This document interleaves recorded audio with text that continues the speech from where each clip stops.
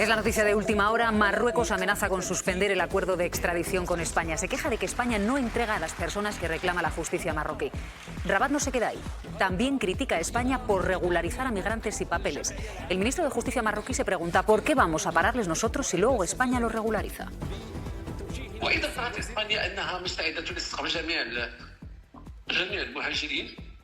ولماذا نفرض على الناس ان يقفزوا على الحواجز وان يضحوا بانفسهم في البحر؟ لنفتح الحدود انذاك وانذاك نقول ما دامتم ستستقبلونهم لماذا سلمناهم نحن؟ Marruecos también exige el regreso de sus menores, sobre todo dice ante las denuncias de agresiones que empieza a haber.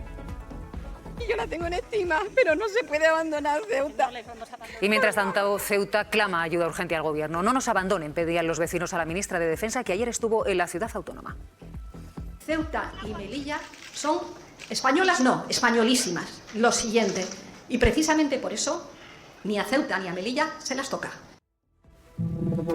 Y mientras tanto, Marruecos instala concertinas y despliega más fuerzas de seguridad en las fronteras de Ceuta y Melilla. Están aumentando los mensajes en redes sociales que anuncian un nuevo cruce masivo este mismo sábado al que España da verosimilitud. Última hora desde Ceuta con Pilar Cebrián. Sí, la situación en Ceuta es completamente desesperada, con muchas de sus playas convertidas prácticamente en asentamientos, en este caso de subsaharianos. Se estima que son 5.000 las personas entre menores y adultos que son susceptibles de recibir protección internacional y las fronteras están completamente blindadas ante la previsión de que este sábado pueda haber un nuevo asalto fronterizo, pero de momento la ciudad autónoma no podría asumir esa entrada masiva. Es sin duda la conversación de la mañana. ¿Cómo viviste el eclipse? Hoy vamos a analizar todos los detalles de esta casualidad cósmica. Anillos de diamante, perlas de Bailey, la noche en medio del día, el viento del eclipse, un auténtico regalo de la naturaleza que vivimos con muchísima emoción. Van a ver ustedes también cómo se vio el eclipse a 10.000 metros de altitud. Hoy vamos a hablar con el comandante de Iberia que persiguió ese eclipse desde el cielo y también con nuestro compañero Albert Barniol, que viajaba a bordo de ese mismo avión junto con un equipo de científicos. Atascos, colas kilométricas, algunas incidencias en cercanías son la otra cara del eclipse, los problemas que causó la movilización de cientos de miles de personas. Hoy aquí en la hora de la 1 hace balance del dispositivo de seguridad la responsable de Protección Civil. Y precisamente muy cerquita de uno de los puntos de observación del eclipse, en Peñíscola, se desató un incendio que quemó decenas de coches. Última hora, Laura Folk. Sí, todo empezó con un coche que ardió de repente y enseguida se propagaron las llamas al resto de vehículos que estaban aquí aparcados en este descampado, que no es un parking oficial. En total, 34 fueron los coches que se calcinaron. Todos los heridos fueron atendidos en este mismo lugar por el personal médico. Pues claro que vamos a empezar hablando del eclipse, pero sí es la conversación del día, justo lo estábamos comentando hace unos momentos. Marta Nebot, muy buenos días. Juanma Romero. ¿Qué tal? Muy buenos días. Buenos días. Qué suerte tener aquí a Albert Barniol, muy buenos días. ¿Qué tal? Muy buenos al días. que saludo desde luego con muchísima envidia. Cuando sabía que ayer estabas en ese vuelo. Debéis tener envidia. Ahora nos tienes que contar todo. Maite Alcaraz, bienvenida. ¿Qué tal, Silvia? Pablo Iglesias, bienvenido. Buenos muy días. buenos días. No vamos a poder olvidar ese momento que nos emocionó ayer cuando durante unos instantes se abrazaron la luna y el sol.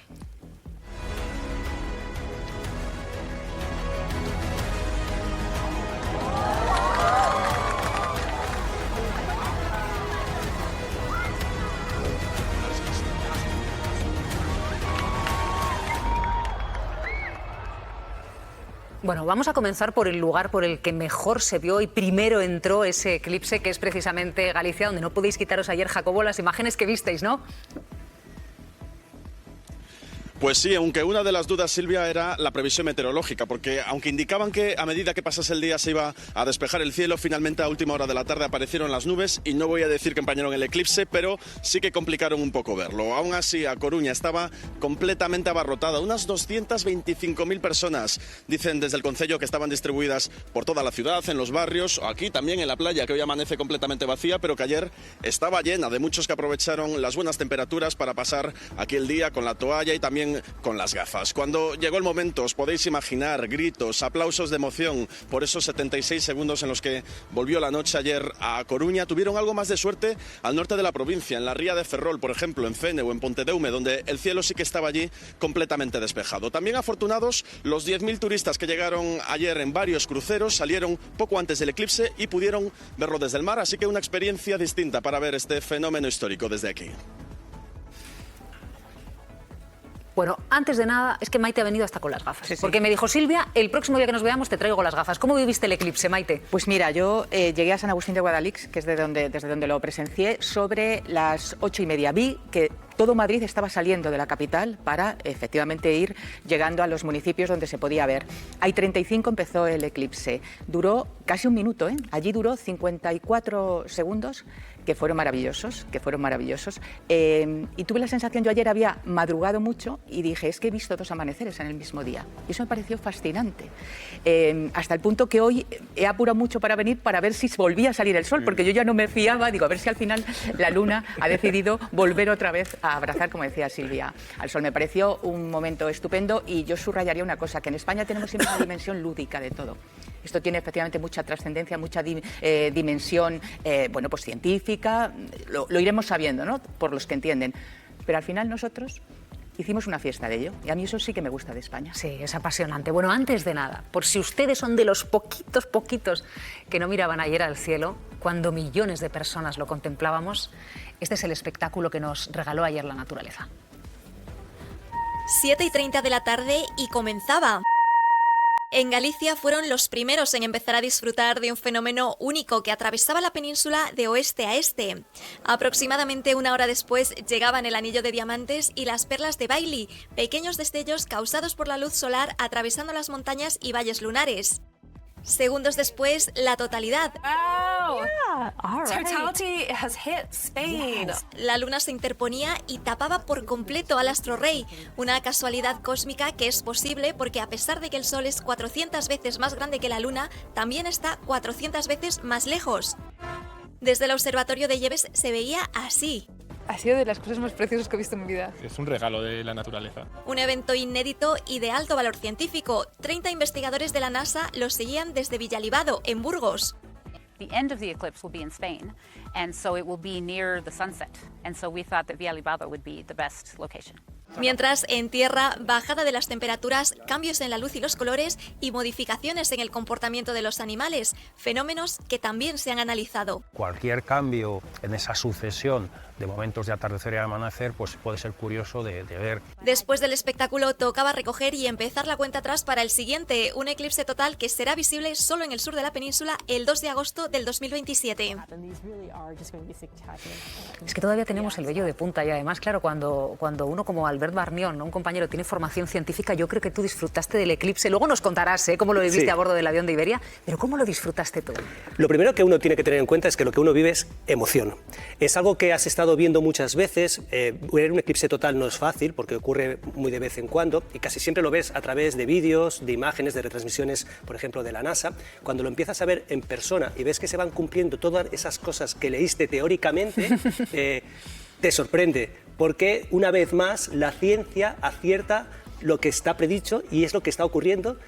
Yo me olvidé, yo no soy periodista, yo estaba ahí para contarlo y me olvidé. Empezó el eclipse y yo iba saltando de un lugar a otro simplemente observando lo que estaba ocurriendo y descubrí que el tiempo transcurre de una forma distinta. A mí me pasó todo en un segundo. A pesar de que duró un poquitito más, ¿no? A nosotros nos duró más. Tú decías 50 segundos, nosotros tuvimos 2 minutos 07 de ocultación total. Uf.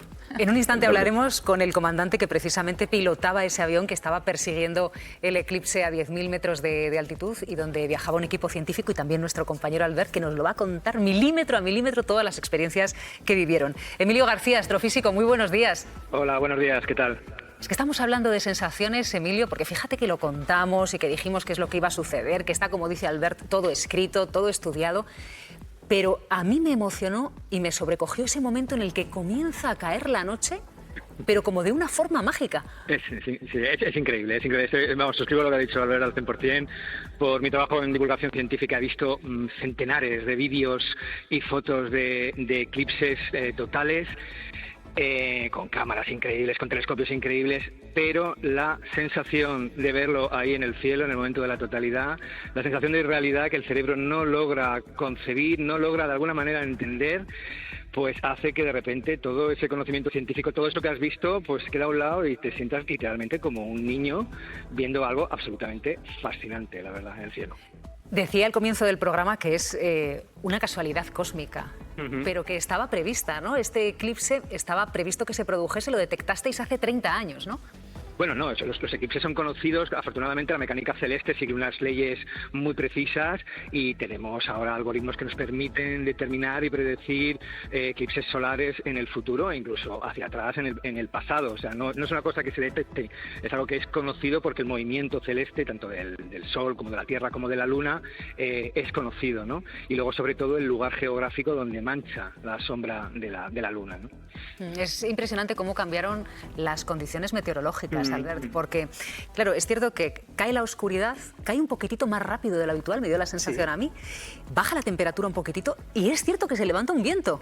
Exacto, son diferentes reacciones asociadas al hecho de que baja la radiación solar que nos llega y esto provoca, como bien decías, un descenso de las temperaturas. Hoy observaba, hay un observatorio en León que mide la radiación infrarroja que llega y se ve precisamente cómo decae de golpe hacia la hora que empieza el eclipse y luego hay un pequeño repunte. Esta variación de la temperatura que percibimos, hay veces que se nota un poco más cuando el sol está más alto, a mediodía, pues si el eclipse es a mediodía, la variación de temperaturas es más drástica, pero este cambio de temperatura genera también esta brisa que a veces también encontramos al atardecer, pero como todo ocurre mucho más rápido, como bien decías, los fenómenos atmosféricos transcurren. ¿Notasteis que el color a vuestro alrededor era un poco distinto? Sí, la luz cambiaba. Mucho. Esto es algo que incluso el atardecer no se nota tanto, el color plomizo, incluso a veces se pierde un poco la sensación de los colores, el rojizo también a veces. Son conceptos, ideas que a nuestro alrededor van cambiando y que nos predisponen a vivir esta experiencia todavía de una forma más especial, creo. Y luego nos ubica, Emilio, muy bien, ¿no? Muchas veces en el trajín, en la rutina del día a día no podemos parar y no podemos detenernos a ver el espectáculo, ¿no?, en el que vivimos todos los días y aquí te pone en relación directa con lo pequeñitos que somos ante un cosmos tan grande. Y luego nos hemos familiarizado con expresiones, tú nos las tienes que contar, como estas perlas de baile, ¿no?, que tienen esa ¿Qué son las perlas de baile y cómo se explican? Es muy sencillo, es la luna está tapando el sol, cuando ya prácticamente está tapándolo por completo hay una luz rasante que atraviesa las montañas, valles, cráteres de la orografía lunar y claro, genera esas perlitas, esos destellitos que vemos en la Tierra. O sea, lo que realmente estamos viendo es un pequeño mapa de luz de la orografía lunar. Marta. Bueno, qué maravillosa la ciencia. Sí, qué maravillosa la ciencia y qué demasiado rápido vivimos, ¿no? Yo me acordaba ayer de una performance que se hizo en Estados Unidos hace tiempo, que empezaron a cobrar entrada para ver el atardecer. Pusieron unas sillas y alguien dijo que me paguen por sentarse a ver el atardecer. Y a mí me pareció tan maravilloso porque tiene que ver con que no nos damos el tiempo para ver las cosas, no nos damos el tiempo para ser conscientes de que estamos vivos. Y ayer nos dimos la oportunidad a millones de hacerlo juntos y es emocionante, es muy emocionante, ¿no? Y la naturaleza nos habla mucho de lo que es vivir y lo que no, y pararse y sentir que la vida fluye es estar más vivo que nunca. Entonces, se ha hablado también, Emilio, de la corona solar. ¿Qué es la corona solar?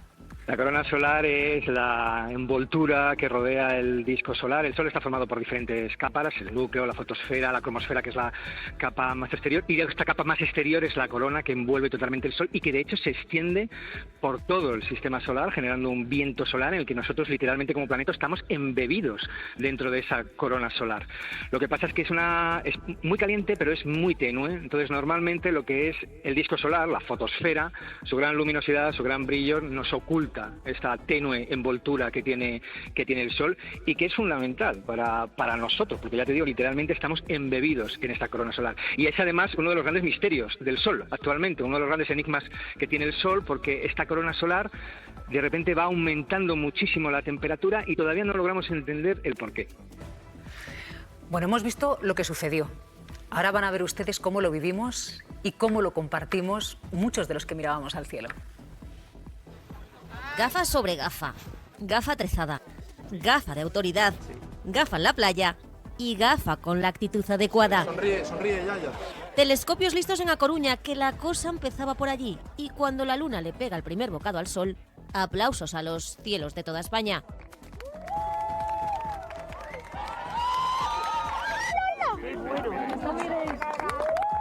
Impresionante, me he quedado alucinado. No sabía lo que me esperaba, pero ha sido increíble. Emocionadísima, 89 años y ver esto me ha dado como un tirón de vida. Y mucha emoción en la tierra. Paz y alegría y unidad. Y ha sido muy emocionante, sí, nunca habíamos visto nada parecido. Impresionante, muy bonito. En primera fila y mejor explicado, imposible. Les dejamos con Victoria. Estaba de día y después se decía más oscuro. ¿Y cuánto te ha gustado? Dime, del 1 a 10 me ha gustado no sé cuánto. 10. Y no ha sido la única. Cuando lo ves es otra cosa, me encantó, es que me ha llegado hasta, no sé, a corazón. El momento que se ha cerrado el cielo, se ha puesto oscuro y verlo con los amigos ha sido muy bonito. Hay una cosa espectacular que es cuando se ve el anillo y brilla, eso es lo más rico y lo más emocionante. Ha habido privilegiados que lo han visto desde el mar en Cádiz. Mágico y verdaderamente irrepetible. Un fenómeno que no se nos va a olvidar a nadie, pero menos a Juanca. Él sufrió un grave accidente hace 6 años, operaciones, rehabilitación y dolores en su ojo derecho. Su mayor terapia, la fotografía, y la que hizo ayer, esa le ha dejado... sin palabras, después de tanto tiempo. Bueno, hace 6 años que me apunté en la fecha del eclipse, hace más de un año que he trabajado en esta foto. Un eclipse vivido desde el aire y cazado al vuelo, con un acento muy español.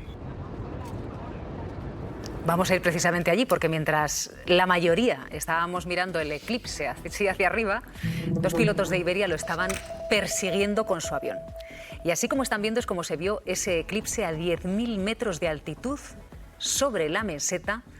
Es un vuelo en el que estaba también nuestro compañero Albert Barnigol. Yo quiero que nos cuentes cómo lo viviste tú, Albert. A ver, fue una experiencia única, individual, porque a diferencia de todos vosotros, nosotros estábamos de alguna manera en una cápsula en la que de forma aislada estabas viendo algo que te captaba la atención de una forma radical. No compartías esa experiencia con nadie, intentabas no quitarte las gafas, o incluso nosotros en la totalidad nos quitamos, yo me quité las gafas para poder ver bien la corona solar, y experimentamos probablemente, yo diría que un eclipse diferente al vuestro. No es mejor, sino diferente, con unas características distintas. De alguna manera nosotros, el avión de Iberia, que tiene un nombre especial que te lo cuente el comandante, fuimos a cazar el eclipse. Nosotros colisionamos contra la sombra lunar y estuvimos un poco más de tiempo viendo la totalidad. Nos quitamos las nubes, nos quitamos también una parte importante de la atmósfera. La atmósfera en el fondo es turbia y dificulta la visión, estamos acostumbrados, pero es como si viésemos la realidad a través de un vaso transparente con agua, por ejemplo.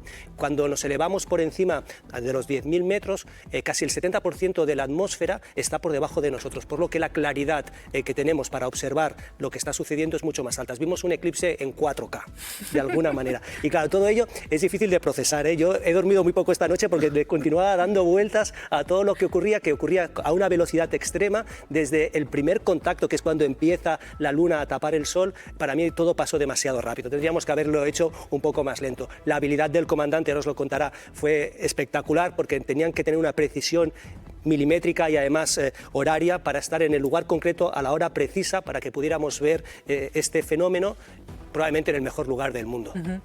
Comandante Javier Lopera, muy buenos días. Hola, muy buenos días. Es el comandante precisamente que estaba pilotando ese avión de Iberia con una precisión efectivamente milimétrica. Habían ensayado durante días en un simulador para que no se perdiese ni un instante de ese eclipse. ¿Cómo lo viviste tú? Pues de una manera muy especial, muy emocionado al ver el fenómeno. El 100% de la totalidad del eclipse fue algo que realmente me impactó a nivel emocional. Poder vivirlo, haber preparado con tanta precisión el vuelo, que finalmente saliese también, la verdad es que me llena de orgullo. Claro, decíamos que tanto tú, comandante, como el piloto que te acompañaba, teníais que adelantaros un poquitito al movimiento del eclipse para que precisamente quienes estaban en ese avión pudiesen verlo perfectamente en el nivel de investigación que requerían. Sí, así es. Ese es el gran reto al que nos enfrentábamos, que era pasar justo por esas coordenadas que estaban trazadas, ese punto donde se iba a producir lo que es el eclipse 100%, el eclipse total, con 90 grados con respecto al Sol, un ángulo de 90 grados para evitar la refracción de la luz de las ventanillas, lo cual le iban a permitir al grupo de astrónomos grabar, observar el eclipse con total nitidez. Claro, entiendo que quienes estaban viajando en ese avión se pusieron solamente en un lado del avión, con lo cual había que equilibrar el aparato. Trazamos un hipódromo, que es de un recorrido desde Valladolid hacia Palencia, Palencia hacia el norte, al sur de Santander, y de nuevo volver a bajar hacia el sur. Y en esa primera vuelta hicimos un ensayo. Y en ese ensayo calibramos precisamente eso, los pasajeros que estaban a la derecha, que pudieran ponerse en el centro del avión para ver cómo afectaba la estabilidad del vuelo, y a la grabación de los equipos de astrónomos, telescopios, objetivos, etcétera, etcétera. Y la segunda vuelta fue el ensayo para calibrar, ya se veía desde la parte derecha del avión. Volvimos a subir hacia arriba, hacia Torrelavega, el sur de Santander, y ya la definitiva fue la última vuelta, ya estaba todo calibrado, ya sabíamos que no afectaba el movimiento de los pasajeros de un lado a otro y el avión no se movió absolutamente nada, con lo cual la grabación fue muy precisa. Javier, sabemos que ibas protegido con esas gafas homologadas para ver el eclipse, pero no sé si en el momento de la totalidad te pasó como a nuestro compañero Albert y te las quitaste, en ese momento en el que la seguridad permitía quitárselas para poder ver el eclipse en su totalidad. Sí, nosotros no llevamos gafas, nuestra misión era siempre volar el avión, preocuparnos porque pasamos por cada punto a la hora exacta, los astrónomos nos pedían una precisión de 3 segundos, conseguimos una precisión de 0 segundos, fue todo muy exacto, fue todo muy bien y estamos pendientes siempre de la seguridad como todos los vuelos de Iberia. Sí, salió bastante bien. Sí, es cierto que el astrónomo... bastante bien es ser un poco muy leve. Sí, el astrónomo me dijo precisamente que no podía no mirar, ¿no? Eso, el astrónomo me dijo que no podía no mirar al eclipse con el 100% de la totalidad. Y así hicimos, cuando estaba todo controlado, sabiendo que ya llegamos exacto, a la hora exacta, al punto, giré la cabeza a la derecha y vi el 100% del eclipse y la verdad es que fue un momento mágico, fue un momento muy emocionante. Bueno, a bordo de ese avión, Albert, viajaba también un equipo de científicos del proyecto Selios, ¿no? Que tenía unos objetivos de investigación muy concretos. ¿Cuáles eran? Bueno, básicamente ellos necesitaban... estudiar la corona solar es algo muy difícil y uno de los objetivos que tenían principales eran poderla estudiar con precisión, por eso estar en un avión, por eso quitarnos una parte importante de la troposfera para poder medir todas las mediciones con exactitud y con detalle, y es una de las características que pudieron conseguir. Las medidas hubo una cosa muy interesante, no sé si os fijasteis, cuando se veía la corona solar, se veía una pequeña fulguración a la izquierda, si veis los vídeos lo veréis, a la izquierda, que delata que había mucha actividad, es decir, que la superficie estaba muy caliente. En estos momentos el Sol no tiene mucha actividad solar, por lo que la observación de algo estaba no contradiciendo, pero sí reafirmando algo teórico, es decir, que observar el Sol en estas circunstancias siempre aporta mucha información y es muy necesario, y es por ello que los científicos tienen que aprovechar estos instantes que nos da la naturaleza para poder observar de forma directa. Es verdad que tenemos satélites que estudian el Sol y que hacen algo parecido a un eclipse, pero en estas circunstancias tan especiales se adquiere una información que está por encima de lo que se adquiere normalmente. También querían investigar si nos comportamos igual a la hora de contemplar un eclipse en tierra o en el aire, ¿no, Albert? Sí, esto me sorprendió mucho cuando nos lo contaban, yo no lo conocía y la verdad es que cuando ya estábamos aterrizando ya tenían algunos pequeños resultados y había algunas diferencias importantes. Casi todos los que estábamos en el aire transmitíamos pues entusiasmo, calma, un poco de ansiedad porque queríamos ver algo que estábamos esperando. En tierra también ocurría lo mismo, pero un poco distinto. Había gente que tenía incluso un poco de miedo por ver qué iba a suceder, la precaución por el tema de las gafas, la radiación, porque los medios habíamos insistido mucho ante la precaución. Y esto tiene que ver con el conocimiento. Probablemente casi todos los que subíamos al avión o teníamos el conocimiento previo o nos habíamos preparado para conocer lo que iba a suceder y por tanto lo afrontábamos de una forma distinta. Y como os decía al principio, íbamos como chequeando que todo lo que tenía que ocurrir iba ocurriendo, que no deja de ser alucinante. Es decir, que parece fácil lo que contaba ahora el comandante, que no, nosotros lo hemos estudiado, hemos estado en un simulador, la naturaleza tiene variaciones, la atmósfera, el pronóstico acertó bastante, pero en el fondo pues también están jugando con otras variables, por ejemplo con un loco que era yo, que no iba de derecha a izquierda, iba saltando de un lado a otro y les iba rompiendo el equilibrio, por ejemplo. Y esas variaciones y el saber anticiparse y ver que luego todo se confirma es algo impresionante. Una de las cosas que todos coincidimos, casi tenéis la sensación de que nos miramos y yo también lo viví con el eclipse, yo también me emocioné, que creo que es quizá lo que más nos reúne, incluso los que estábamos en el avión o los que estabais en tierra. ¿Cómo lo viviste tú, Pablo? Yo creo que uno de los fenómenos más emocionantes de ayer es verlo, pero el otro efectivamente es compartirlo con la gente, el poder comentarlo antes, durante, después. Es muy curioso porque hubo un momento cuando ya empieza el eclipse total en el que se hace el silencio y luego de inmediato empiezan a surgir esos eso, mira, tal, y la gente realmente, aunque estés todos con las gafas puestas por seguridad, realmente lo compartes. A mí me emocionó especialmente hacerlo en medio de la naturaleza. en el campo, rodeado de árboles, en un valle, con el ordenador delante, trabajando al mismo tiempo, escribiendo noticia, pero sobre todo el ver una de las cosas que no es directamente el eclipse, es cómo afecta al resto de la naturaleza. Ese cambio de color que me comentabas tú antes, Albert, los árboles cómo empiezan a cambiar, la tez de la cara de la gente, cómo le llega un color naranja, incluso rojizo, pero que era distinto completamente del que se produce en los atardeceres y que se producía un ambiente diferente, y al final es todo emoción, y yo deseando ya ver el del 2 de agosto del año que viene en Málaga. Bueno, es que es verdad que nos habíais dicho que iba a ser alucinante, pero efectivamente, y que teníamos un guión de cómo va a ser un eclipse, sabemos cómo va a ser, pero vivirlo es otra cosa. Ahora muchos tenemos ya puesto en el calendario, efectivamente, el 2 de agosto del año que viene, bueno, si encontramos sitio, porque claro, habrá gente que ya sabría lo alucinante que es y ya lo habrá reservado. ¿Cómo lo viviste tú, Juanma? Pues yo viví aquí cerca, vamos, aquí al lado de la Casa de la Radio, porque tenía después tertulia en el 24 horas con Julio Leite, y aproveché, llegué aquí un poco antes y lo vi con los compañeros de la radio, y la verdad es que fue muy emocionante, ¿no? Sobre todo el momento, claro, aquí no se percibió al 100%, sino al 99,95%, y sí que es verdad que ese momento en el que baja muchísimo la luz, en el que parece que está anocheciendo cuando no está anocheciendo del todo, ¿no? Fue un momento muy mágico, ¿no? Y el poder vivirlo con los compañeros además fue muy emocionante, obviamente, ¿no? Y el aplauso también final cuando el eclipse pasó. No sé, yo creo que es una experiencia única que vives una vez en la vida probablemente, aunque aquí en España vamos a tener la suerte de tener 3 seguidos que nos podemos considerar unos privilegiados, ¿no? Pero sí, ese sentimiento un poco de comunidad yo creo que es muy relevante, ¿no? Es decir, cómo todo el mundo, al margen de cómo sea cada uno, nos ponemos alrededor de un evento de estas características, ¿no? Además hemos tenido, yo creo que también la suerte en este 2026 de haber vivido de cerca tanto este eclipse como la misión lunar, si os acordáis, de abril, del Artemis II. Es decir, que son eventos espectaculares donde nos demuestran además lo pequeñitos que somos, ¿no? Y efectivamente yo creo que esta vivencia se nos marcará para toda la vida, ¿no? Nada, aprovechar que estaba el comandante para recordaros que el nombre del avión tenía una característica especial, que os lo he dicho y no me habéis hecho caso. Y lo quería contar. A ver, cuéntanos. El avión se llamaba IB por Iberia 1473, que es el año que nació Copérnico. Para que veáis que este vuelo que habían preparado con tanto detalle tenía hasta el nombre expreso para reflejar lo especial que era esta circunstancia. Comandante, ¿cómo te sientes sabiendo que has pilotado un vuelo histórico, una retransmisión histórica? Pues muy orgulloso y muy feliz. Copérnico nació en 1473, da la casualidad que yo nací 500 años después. Nació el 19 de febrero, yo el 9 de febrero, con lo cual era un momento mágico también, hasta eso, hasta el nombre el número de vuelo, que era algo que esa casualidad, ¿no? De justo los dos 500 años, si estuviese con nosotros, desde luego hubiese estado en ese vuelo.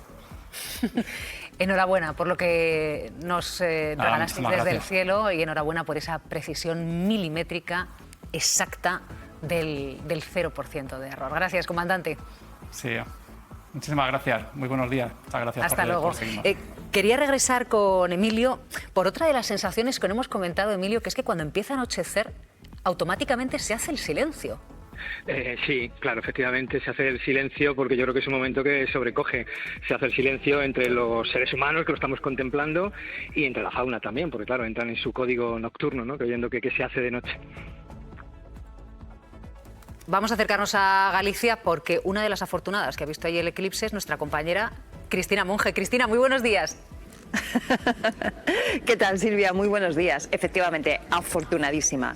Viendo el eclipse aquí en un pueblecito, un paraíso en el norte de Galicia, y casualmente pues uno de los sitios que resultaron ser de los más propicios para poder ver el eclipse, sin una nube, y como decía, es todo un espectáculo de magia de la naturaleza que nos recuerda que formamos parte de un universo y que estamos ahí conectados. Fue un momento muy emocionante. Bueno, para ti y para muchísimas personas, porque ya conocemos cuántos de ustedes estaban al otro lado de nuestras pantallas siguiendo ese programa especial del eclipse. Y fueron muchos, muchísimos. Una cifra histórica, Olivia. El eclipse también se siguió desde el especial de Televisión Española, que comenzó a las 6:30 en Aquí la Tierra. En el momento del eclipse total, y solo por la 1, el especial alcanzó un 27,3% de cuota de pantalla y en su emisión en simultáneo con el 24 horas ascendió a un 30,5%. Récord histórico de Aquí la Tierra, fue lo más visto del día. Casi 4 millones de espectadores siguieron este fenómeno astronómico histórico por Televisión Española, cerca de 1 de cada 3 televidentes. Televisión Española fue la cadena más vista, con una media de un 14,8% de cuota de pantalla, y este programa también fue el líder en su franja horaria, alcanzó un 23,9% de cuota de pantalla.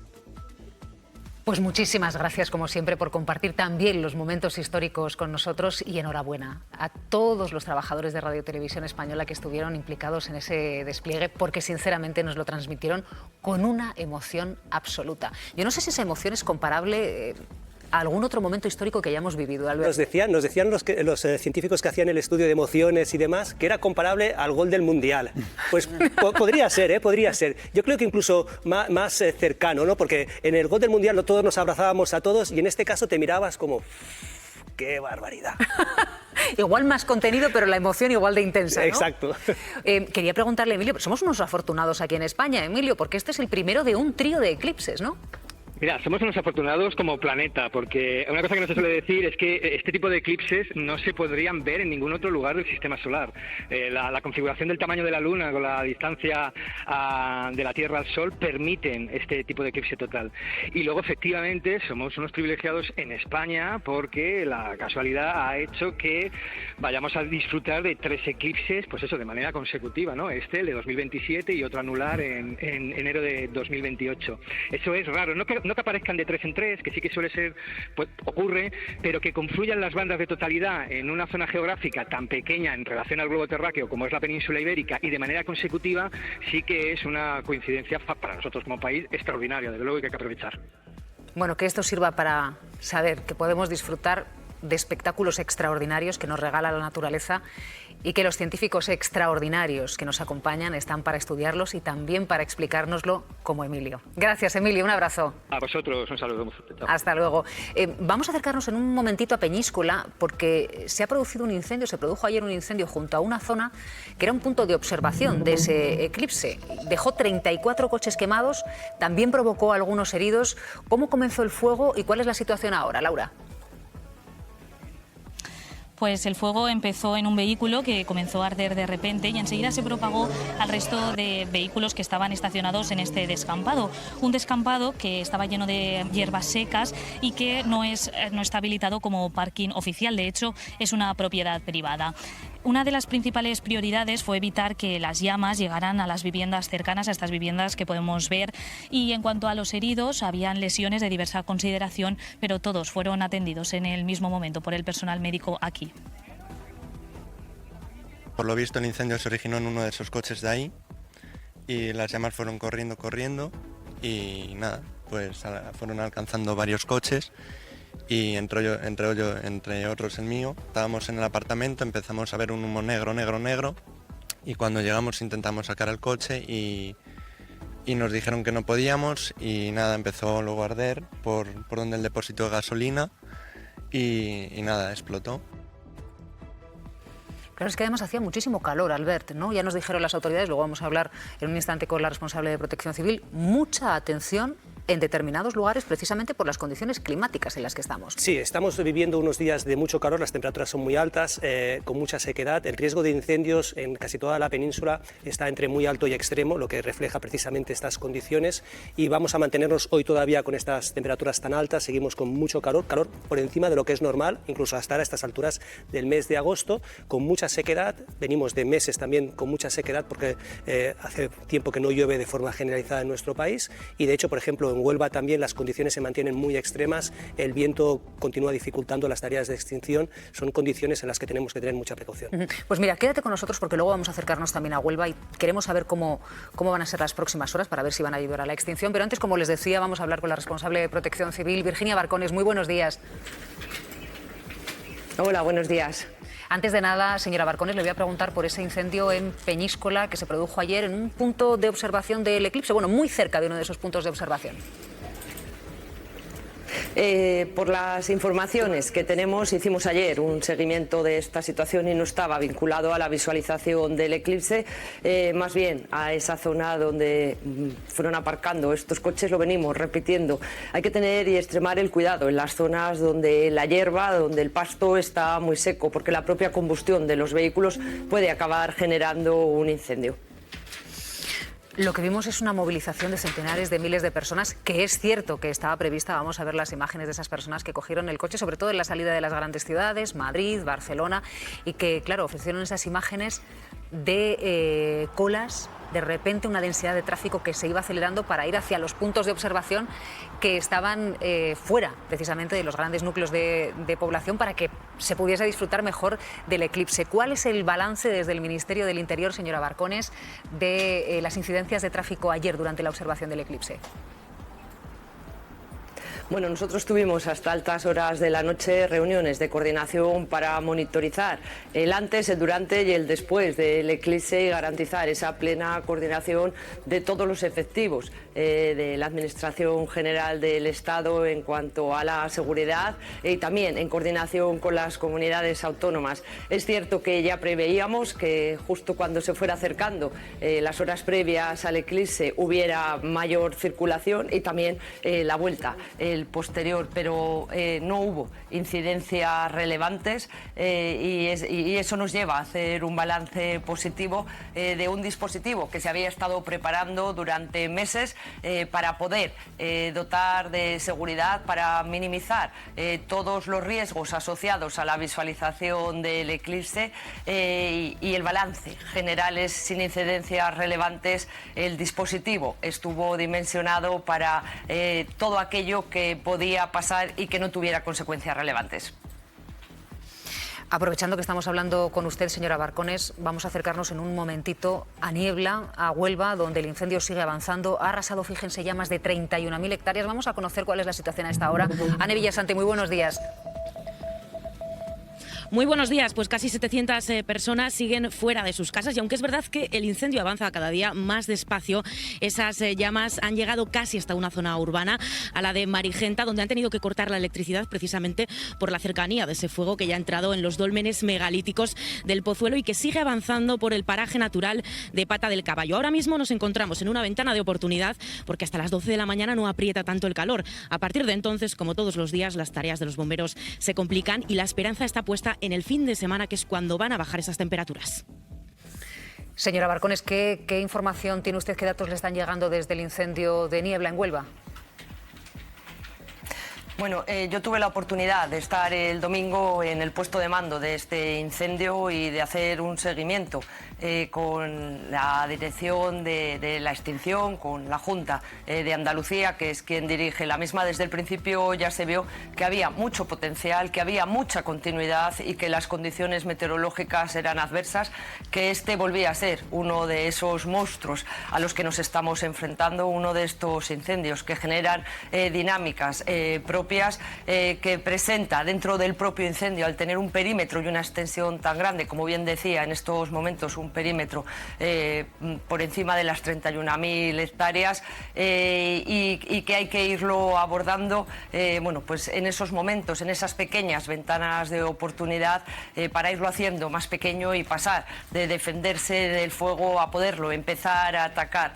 Esperemos que la meteorología vaya mejorando, que dé ventanas de oportunidad amplias para poder ir cerrando los distintos frentes del incendio, y esta es la realidad que desgraciadamente nos trae el cambio climático, que la sufrimos el año pasado, que la estamos sufriendo a lo largo de este verano, muchísimo combustible disponible, temperaturas extremas que superan todos los registros conocidos, rachas de viento, que ha sido otra de las particularidades de este incendio. Parecía que se hubiera estropeado hasta la brújula de tantos cambios que llegaba a hacer en un solo día, dificultando enormemente las tareas de extinción. Esta es nuestra nueva realidad, este es ese monstruo al que nos enfrentamos del cambio climático, y desgraciadamente el incendio de Huelva es otro de estos terribles incendios a los que nos estamos enfrentando. Se refería la señora Barcones, Albert, a las condiciones climáticas que van a ser determinantes. ¿Cómo serán en las próximas horas ahí en Huelva? Bueno, está pendiente de la evolución de la temperatura. Estos días está ocurriendo lo mismo. Por la mañana, como bien comentaba la compañera, tenemos una temperatura un poco más suave. Va a continuar subiendo y va a volver a hacer mucho calor en la zona, temperaturas por encima de los 36 grados. Este ascenso de las temperaturas lo que hace es que el viento se acelere. Durante la tarde el viento es más intenso. Va a continuar sucediendo hoy lo mismo. Tenemos la esperanza que a partir de mañana empiezan a bajar las temperaturas ya de forma más generalizada y más continuada también durante el fin de semana, que será una ventana, como bien comentaban, más amplia para poder intentar extinguir este incendio, pero de momento las condiciones continúan siendo adversas. Señora Barcones, gracias por haber hecho balance esta mañana aquí en La Hora con nosotros. Muchísimas gracias y si me permite solo un segundo. Ayer las cosas salieron bien, el eclipse salió bien porque tenemos extraordinarios servidores públicos. Yo quiero agradecer a todos y cada uno de ellos el trabajo, la entrega durante meses, durante muchos días para que ayer saliera todo bien, pero sobre todo a nuestra ciudadanía. Ayer las cosas salieron bien porque la gente de manera mayoritaria siguió las instrucciones que se habían dado por las autoridades competentes. Somos un gran país y cuando todos seguimos las instrucciones, las cosas salen bien. Recordaremos el día de ayer porque fue un gran día a nivel científico, social. Fuimos unos privilegiados, dimos la mejor imagen científica y también como sociedad al mundo, y esto lo hemos hecho juntos. Gracias, señora Barcones. Buen día. Gracias. Un lujazo tenerte, Albert. Disfruta todavía de esa experiencia que sé que te ronda la cabeza. Gracias por habernos acompañado tan prontito. Gracias a vosotros por invitarme. Hasta luego, buen día. Vamos a acercarnos a Ceuta, donde hoy se cumplen 2 semanas del comienzo de la crisis.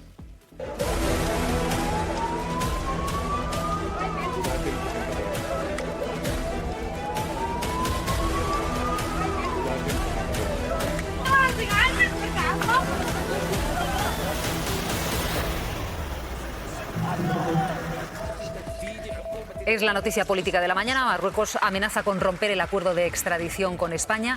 El gobierno marroquí alega que España no le entrega a las personas que reclama. Dice que esa situación es incomprensible y además da un paso más. Y critica la regularización de migrantes. Dice que no entiende por qué le piden a Marruecos que los detenga cuando llegan a España y son regularizados. ونحن الان نناقش في وزاره العدل امكانيه توقيف تسليم المجرمين بيننا وبين اسبانيا. اذا كانت اسبانيا لا تريد ان تحترم اجراءات التسليم ولا اجراءات الترحيل فيمكن ان نوقف هذه الاتفاقيات.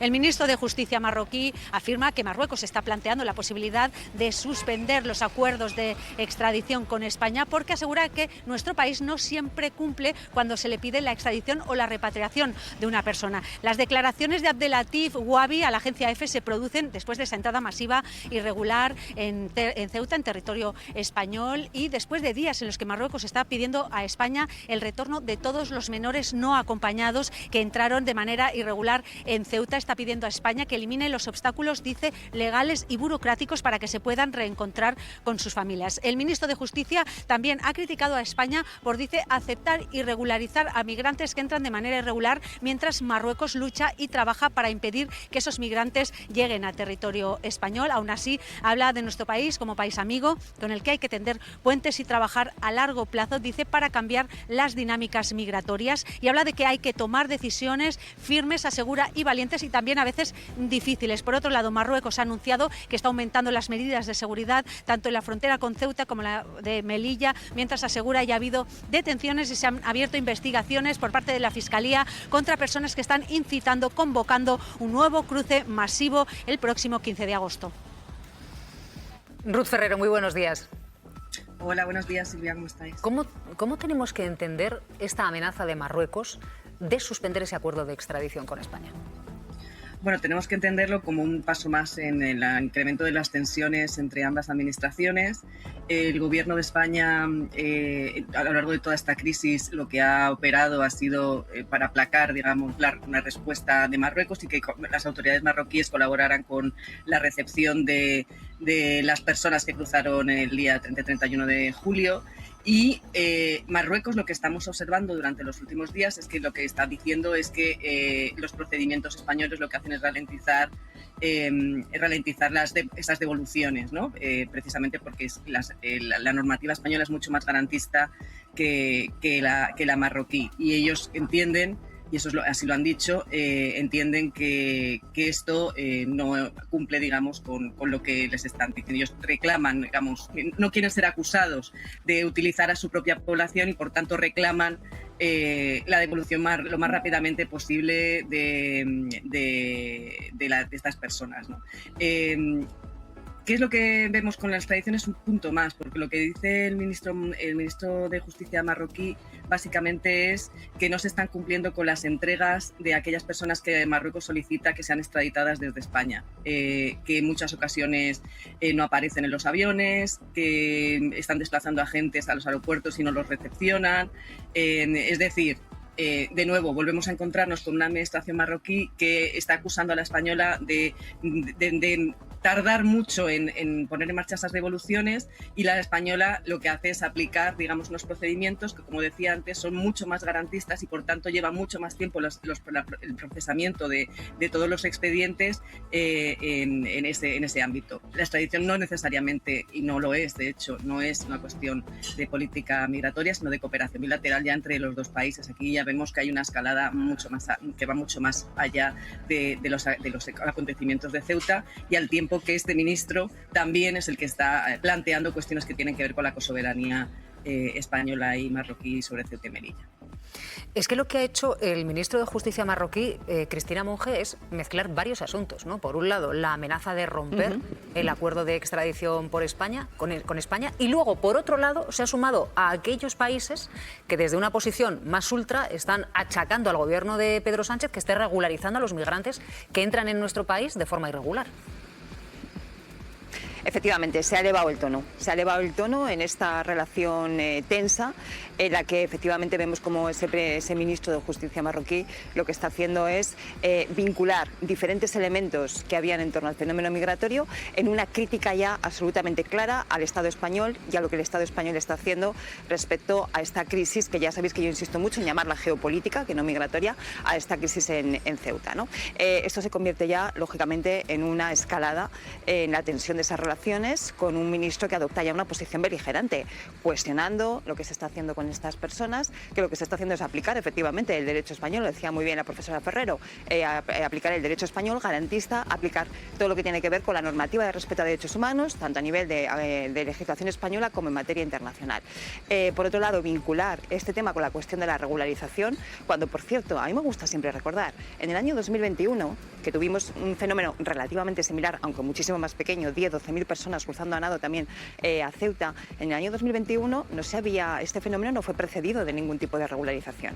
La última regularización había sido en el 2005, o sea, 16 años antes. No hay ninguna evidencia de que exista ningún tipo de relación entre la regularización y un fenómeno como el que estamos viviendo, como el que hemos vivido estos días en Ceuta, ¿no? Por lo tanto, yo creo que es una acusación bastante gratuita. Y luego no olvidemos, empiezan a aparecer tanto por parte de analistas como por parte de medios de comunicación muy cercanos al gobierno de Marruecos esa reivindicación de una cosoberanía en Ceuta y en Melilla. Por lo tanto, digamos que, en fin, que la escalada continúa en estas últimas horas y vamos a ver cómo evoluciona a partir de ahora.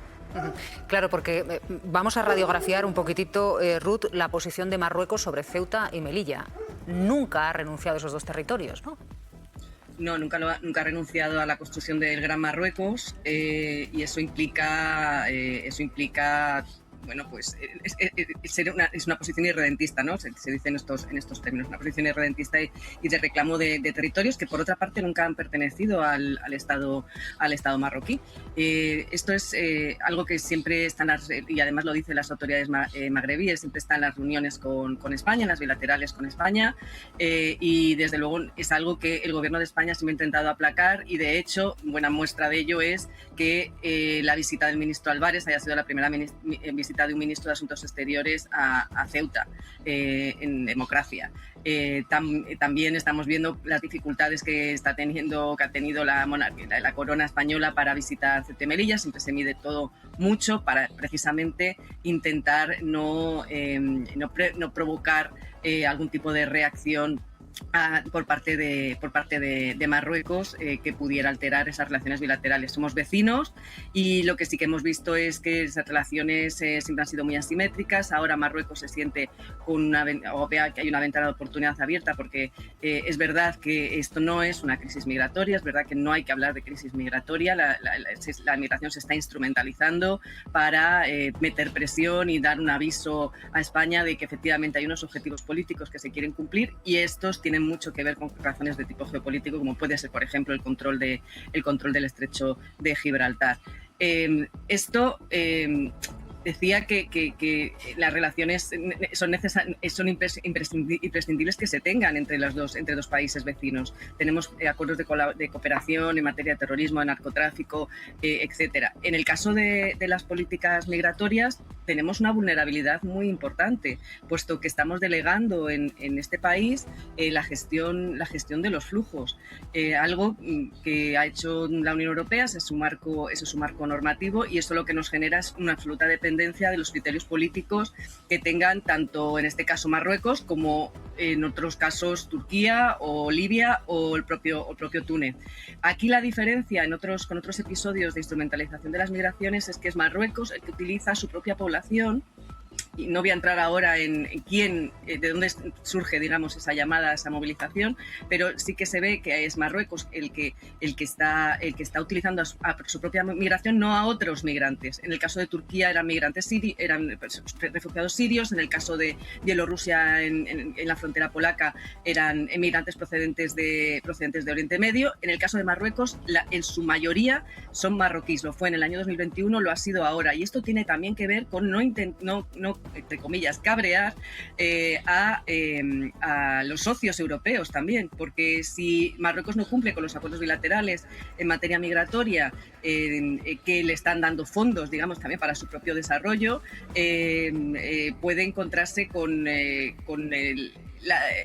un posicionamiento mucho más generalizado en el marco europeo, que efectivamente le revierta o le comienza a revertir su posición de relación privilegiada con la Unión Europea, y por eso los subsaharianos están mucho más controlados en Marruecos, porque todos los subsaharianos que puedan atravesar la frontera sería un incumplimiento flagrante de esos acuerdos bilaterales con la Unión Europea, mientras que los marroquíes es más fácil de gestionar porque cruzan, pero luego inmediatamente son recepcionados de manera sencilla por las propias autoridades marroquíes, con la excepción de los menores extranjeros no acompañados, y de ahí que el ministro de Justicia esté diciendo que quiere que se acelere esa devolución. Gracias, Ruth. Buen día. Buenos días, hasta luego. Hasta luego. Bueno, pues si ustedes están incorporando en este momento a la hora de la 1, sepan que esa es la amenaza del ministro de Justicia marroquí, amenaza con suspender el tratado de extradición con España, porque dice que España no lo cumple, no le entrega a las personas que requiere la justicia marroquí. Pero además de todo esto, Marruecos da un paso más y critica la política de regularización de migrantes del gobierno español. Dice que no entiende por qué le piden a él que pare a esos migrantes antes de que lleguen a la frontera y luego llegan aquí y son regularizados después de haber entrado de forma irregular. Y ha añadido otra cuestión más. Dice que quieren a los niños que entraron en Ceuta, los niños marroquíes, de regreso cuanto antes, sobre todo subraya, ahora que se sabe que hay denuncias de abusos contra algunas de las niñas que entraron en Ceuta. Marta. Bueno, lo de Marruecos nos lo vamos a tener que hacer mirar, no solo en España, sino en toda Europa. Yo me quedo con una información que publica Público esta mañana sobre los fondos que llegan a países como Marruecos, a Túnez, a Libia, hemos estado hablando, Turquía, no han estado hablando los expertos, pero en particular a Marruecos, tanto de fondos europeos como de fondos españoles, para control de esos flujos migratorios y para efectivamente hacer eso que ahora pone bajo la lupa el ministro de Justicia marroquí, que es, ustedes tienen una política migratoria incoherente porque ustedes, digamos, proporcionan unos derechos humanos a los inmigrantes que dicen que yo no practico, y que ustedes saben que yo no practico, y que lo que está publicando Público son, por ejemplo, los 500 millones que acaba de dar la Unión Europea a Marruecos para que controle el flujo migratorio. y es que las partidas españolas tampoco están claras. El público habla de partidas de 40 millones, de 20 millones, de 30 millones a lo largo de los años para cooperación policial, para términos que no quedan del todo claros y que ayer trató de comprobar con el Ministerio de Exteriores a qué corresponden esas partidas, si son parte de esos 500 millones que ha concedido la Unión Europea o no, y no han contestado. Entonces necesitamos más claridad sobre este asunto y necesitamos más claridad sobre lo que estamos haciendo. Los europeos tenemos que saber lo que estamos haciendo. A mí me parece que es evidente porque llevo años trabajando con ONGs que nos cuentan que Europa paga a estos países para que hagan el trabajo sucio que nosotros no hacemos.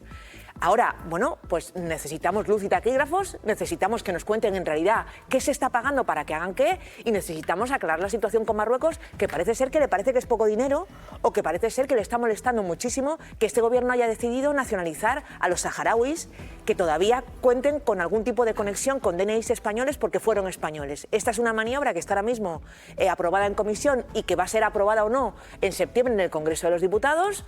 Vamos a ver qué pasa con eso. Sería algo realmente histórico para un pueblo que lleva mucho tiempo con una deuda que tenemos, yo creo, que pagar, pero que Marruecos a su vez es posible que nos haga pagar a nosotros muy cara, y que yo creo que todo esto tiene que ver también con lo que nos está pasando. ¿Cómo lo ves tú, Pablo? Pues son declaraciones gravísimas e irresponsables del ministro de Justicia de Marruecos, sobre todo porque llevamos 2 semanas de crisis, como tú decías, y en estas 2 semanas de crisis se nos ha venido un relato absolutamente diferente, de que Marruecos era el país que colaboraba, de que esto no era una crisis con Marruecos. Creo que todos estábamos viendo de forma evidente que detrás de esa invasión en Ceuta estaba una mano, y era la de Marruecos, no porque a lo mejor lo hubiera hecho de forma intencionada o de forma activa, pero sí, desde luego, porque había de forma pasiva no hecho absolutamente nada y dejado pasar a más de 70.000 personas que primero habían llegado a la frontera y luego habían entrado directamente en Ceuta. Ahora nos encontramos un ministro de Justicia de Marruecos que directamente ataca la soberanía de España, cuestiona y reivindica la soberanía de Ceuta y Melilla, cuestiona las leyes españolas y los procedimientos españoles, ataca y cuestiona el quitar ese acuerdo de extradición, como tú decías, y luego, además de todo eso, por si fuera poco, critica el proceso de regularización. Hace lo mismo que han hecho muchos países europeos en las últimas 2 semanas y que han provocado que el gobierno se enfadara e incluso que se llamara a consultas a un embajador como el de Italia. Antes de ayer el ministro de Exteriores español, José Manuel Álvarez, visitaba Ceuta y decía que él habla todos los días, 1, incluso 2 veces, con su homólogo de Marruecos. Yo creo que hoy lo que hace falta es que el ministro de Justicia español, Félix Bolaños, hable con su homólogo de Marruecos y le explique cómo es la realidad, a ver si por lo menos da marcha atrás el ministro de Marruecos en sus declaraciones, y si no, a lo mejor lo que tiene que hacer el ministro de Exteriores de España, José Manuel Álvarez, es llamar a consultas al embajador de Marruecos para leerle la cartilla y dejarle claras las ideas, porque por otras cuestiones mucho menores se ha llamado a consultas a embajadores de otros países en los últimos 2 años. Bueno, vamos a ver por si Marruecos hubiese reaccionado a unas palabras de Margarita Robles cuando ayer estuvo visitando Ceuta. Ya saben que algunos vecinos se acercaban a ella, le reprochaban la gestión del gobierno. Uno de los momentos más comentados ha sido este. Y me tuve que venir corriendo y tengo miedo.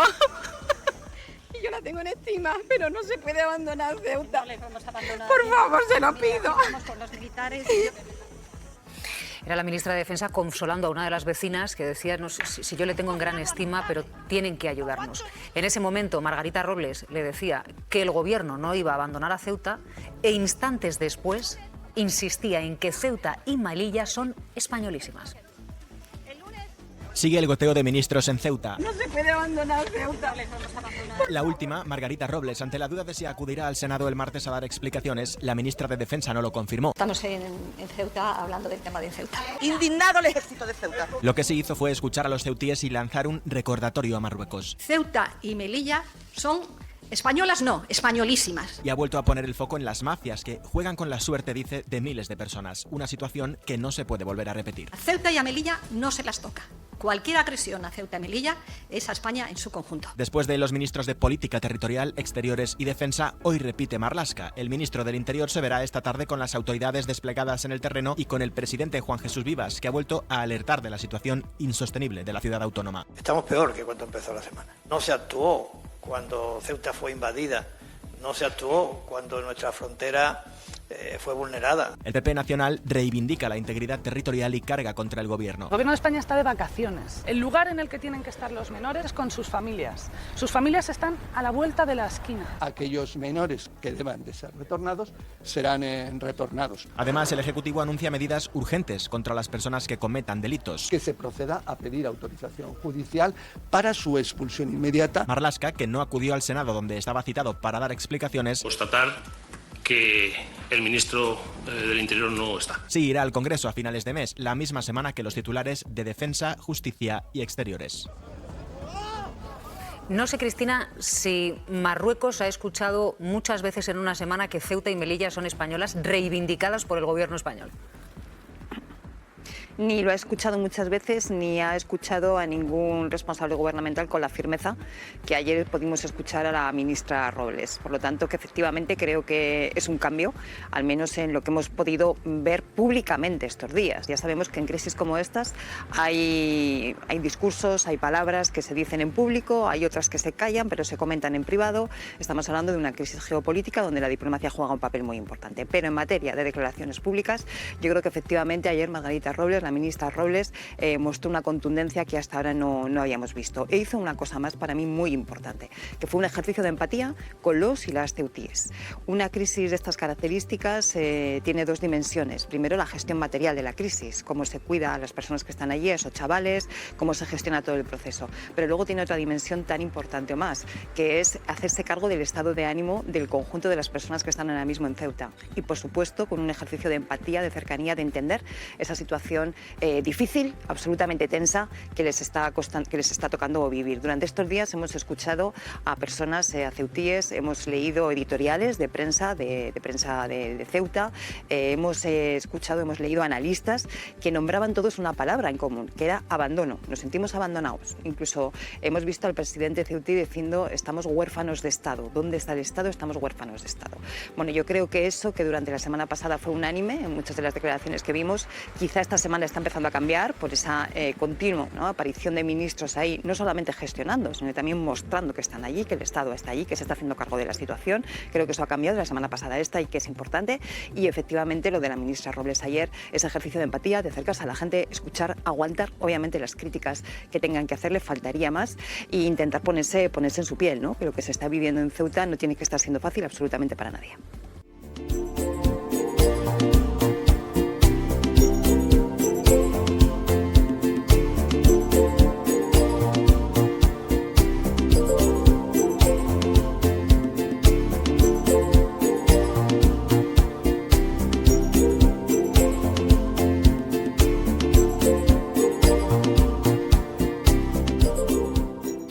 Por leer todo el simbolismo, Maite, es que fue Margarita Robles, ministra de Defensa, quien desde Ceuta dice Ceuta y Melilla son españoles. No sé si se fue un pasito más a decirlo por parte de todo el gobierno desde Madrid. Es la responsable política de las Fuerzas Armadas, efectivamente. Yo creo que tiene un simbolismo. Ella ya lo había dicho en Madrid, nada más desatarse la crisis, hace 2 semanas, habló de que no se debe tocar Ceuta y Melilla y son españolas. Ayer fue un paso más allá, son españolísimas, lo dijo en Ceuta y efectivamente, como bien decía Cristina, desplegó una empatía, una cercanía con los ceutíes. Tuvo que escuchar a una señora que además depositaba en ella una confianza, decía: yo en usted confío, y lloraba, Pepi creo que se llama, que era un poco el ejemplo de tantos ceutíes que se han sentido en esta crisis absolutamente abandonados, ¿no? Yo creo que esa es la frase. Todos tenemos amigos, yo tengo familia, y te escribe y te dice: yo es que me he sentido abandonada y soy Estado y me siento español y quiero que me ayuden, ¿no? Antes yo me apunto un poco a lo que decía Marta, ¿no? Esto de que nos lo tenemos que hacer mirar, esta relación con Marruecos, efectivamente, no solamente España, sino toda Europa. Hemos depositado la frontera del sur de Europa en una dictadura, en una autocracia, en un gobierno que utiliza los flujos migratorios incluso a su generación Z. Tiene a la generación Z, si recordáis, a finales del año pasado hubo manifestaciones donde hubo incluso muertos en Marruecos que exigían, pues eso, lo que exige un joven: futuro, horizonte, que su gobierno tenga una asistencia sanitaria, educativa importante, y a esta generación Z es precisamente la que ha utilizado el régimen de Rabat. Viven en prisión muchos de ellos. Exactamente. Sin juicio algunos. Exacto, eso es. Manifestantes. Entonces, claro, es que yo creo que las cartas tienen que estar sobre la mesa. Es una autocracia, está utilizando a la juventud y a la que no es juventud, pero bueno, sobre todo nos preocupan los menores, naturalmente, que es a los que tenemos que asistir, y ahora encima nos da lecciones de democracia a Marruecos y nos dice que, hombre, que es que somos nosotros los que no queremos devolverlo. Bueno, era tan fácil. Mucho dinero europeo y claro, español. exacto, era tan fácil como no haberlos dejado tirarse al mar, rodear el espigón de Tarjal y entrar en España. Era tan fácil como eso. Y luego otra cosa respecto a lo que decía Ruth, que me parece muy interesante. Habla del Gran Marruecos, del afán expansionista de Marruecos, que, para que lo sepan los espectadores de televisión española, no solamente quieren Ceuta y Melilla, las Islas Chafarinas, Perejil, Canarias, parte de Mauritania, sino el Sáhara. ¿Quién ha contribuido a ese Gran Marruecos, a ese afán expansionista? El gobierno español, declinando lo que ha sido la posición... Bueno, antes la transición, ¿no? Bueno, yo hablo de estos últimos años. Bastante. Yo hablo de estos últimos años, Marta, porque si tú haces ese gesto absolutamente incomprensible, que no ha venido acompañado de explicación en el Congreso, que no sabemos por qué se ha hecho, como poco deberías tener una respuesta por parte de Marruecos de respeto a nuestra frontera. No solo no se ha hecho, sino imaginad lo que ha pasado y a lo que nos abocamos si en cualquier momento, no sé si este sábado, espero que no, o dentro de un mes, decide el régimen marroquí volver a mandar a sus propios ciudadanos, como si fueran proyectiles humanos con chancletas, personas absolutamente vulnerables, a violar una frontera de la Unión Europea y de España. Bueno, de momento recordemos que está bajo investigación qué es lo que sucedió, quién promovió ese movimiento en redes sociales que acabó con la entrada de decenas de miles de personas en Ceuta y que además provocó la muerte de más de 140 en un territorio de mar, en menos de 2 kilómetros de mar. Pero mencionabas, Maite, esa entrada que se está calentando en las redes sociales, esa hipotética entrada a la que España sí da verosimilitud y también le da Marruecos. Una entrada masiva, prevista y alentada en redes sociales para este mismo sábado, Olivia. Ambos países dan credibilidad a esta campaña que lleva un par de semanas en distintas redes sociales bajo el lema La Ofensiva. Marruecos, que llama a España un país amigo con el que hay que tender puentes, ha reforzado la seguridad, ha instalado nuevas concertinas y varias líneas de alambradas y estaría enviando efectivos y realizando controles en la zona. Según las autoridades marroquíes, están adoptando todas las medidas necesarias para evitar otro cruce ilegal en la zona. Y en el lado español se ha reforzado la seguridad por tierra, mar y aire. Defensa ha cancelado los permisos de todos los militares desplegados en Ceuta para que todos estén operativos y la propia ministra ha dicho que la seguridad en Ceuta y Melilla están garantizadas. El ministro Álvarez fue claro: quien intente cruzar de forma ilegal Ceuta o Melilla será devuelto a Marruecos. ¿Cómo se está viviendo, Pilar, desde Ceuta esta incertidumbre que están provocando todos esos mensajes en redes sociales, alentando, insistimos, una entrada masiva para este sábado, 15 de agosto? Mensajes a los que, subrayamos, dan verosimilitud tanto Marruecos como España. Cuéntanos. ¿Qué tal, Silvia? Bueno, aquí en Ceuta hay fundamentalmente dos opiniones. Por un lado está la gente que en cierta manera tiene miedo y no cree que esta situación pueda controlarse y frenarse en seco, pero por otro lado las fuerzas de seguridad, nosotros fuentes policiales con las que consultamos nos han dicho que la frontera está completamente blindada, que además la gendarmería marroquí en el lado de Marruecos está poniendo checkpoints incluso en las carreteras de montaña y que no hay ninguna posibilidad de que los inmigrantes, de que nuevos inmigrantes se acerquen hasta la frontera. Lo que sabemos es que en este momento son unas 8.000 personas, 8.000 migrantes los que están en la ciudad autónoma, 2.500 menores y 2.500 adultos que serían susceptibles, que podrían recibir protección internacional. La mayoría de ellos subsaharianos que se han instalado fundamentalmente en esta playa, la playa del Trampolín, porque están cerca de la frontera norte de Ceuta, porque ellos no entraron por el sur, por el Tarajal, entraron por esta frontera porque no requiere introducirse en el agua y la mayoría de estas personas, muchas de ellas no saben nadar. Hemos hablado con algunos de estos hombres que proceden de Sudán y nos dicen que ellos sí que van a pedir protección internacional porque proceden de estos países en los que sí hay una guerra declarada y por ello podrían recibir este permiso. Incluso nos han enseñado una carta que han escrito al director del CETI, del Centro de Estancia Temporal para los Inmigrantes, que está justo aquí arriba de la colina. Mientras tanto, aquí la situación es dramática. Como veis, se han construido cabañas aquí en la playa, con palés, con bolsas de basura y tienen que pasar los días durmiendo en el suelo y están expuestos a muy altas temperaturas. Y esto es algo que está afectando también a la inseguridad de toda esta zona. Ayer sabemos que hubo unos enfrentamientos entre varios de estos migrantes que además se saldó con varios heridos por arma blanca. Vamos a incorporar la voz de Marga Herrero, CEO de Golden Owl. Marga, muy buenos días. Hola, buenos días, Silvia. ¿Tú formas una parte? aclaración, yo no Sí. soy CEO de Golden Hour, por si acaso. Soy una. Bueno, perteneces una a esta de- empresa española Sí. que está monitorizando los mensajes en redes sociales, por dejarlo claro, por supuesto. Monitorizasteis la entrada, la anterior entrada de hace 2 semanas. En un instante vamos a hablar de esa entrada y de esos mensajes, pero me gustaría saber si vosotros estáis detectando efectivamente mensajes a través de las redes sociales de Marruecos que están animando a una nueva entrada el sábado 15 de agosto, pasado mañana. Vale, voy a hacer un par de aclaraciones. Primero, la entrada del 15 de agosto ya estaba planteada y planificada antes de que se realizara la primera. ¿Vale? Es un poco por dejar un marco de la planificación y de la secuencia. Y nosotros anoche, el último informe que extrajimos del monitoreo, que es de anoche, de las 10 de la noche, básicamente, lo que habíamos encontrado es que en la mañana sí que había publicaciones de intentar llegar sobre todo a Tetuán antes del 14, antes del 15, pero ese mismo grupo, que es el único grupo que queda como operativo y activo de la red que montó y que diseñó y preparó esta campaña, por la tarde ya no publicaba convocatoria. ¿Vale? Ya no hay convocatoria, sino una petición como de alojamiento en Ceuta, y lo que nosotros hemos detectado es que esta movilización marroquí se ha quedado sin una infraestructura y sin una audiencia, y ha perdido también la confianza. ¿Sí? La razón que nosotros aludimos no es solamente que todo el dispositivo policial, es decir, el grupo que portaba la orden ha dejado de hacerlo en un solo día, sino que las campañas de movilización no enmudecen 62 horas antes de la fecha. Entonces, por lo menos los grupos que estaban promoviendo y que nosotros habíamos identificado dentro de la primera parte de la movilización y de la difusión del primer cruce, han dejado como de funcionar y están inactivos. Por lo menos no están publicando ni tienen reacciones, han caído en un 96%. ¿Sí? Sigue siendo probable que haya un pequeño grupo descoordinado que pueda cruzar de la noche del 14 al 15, pero por personas que ya se habían comprometido a viajar, pero no lo vinculamos tan directamente a lo que fue toda la campaña esta que nosotros aseguramos, con la evidencia que tenemos, que fue coordinada y difundida y preparada.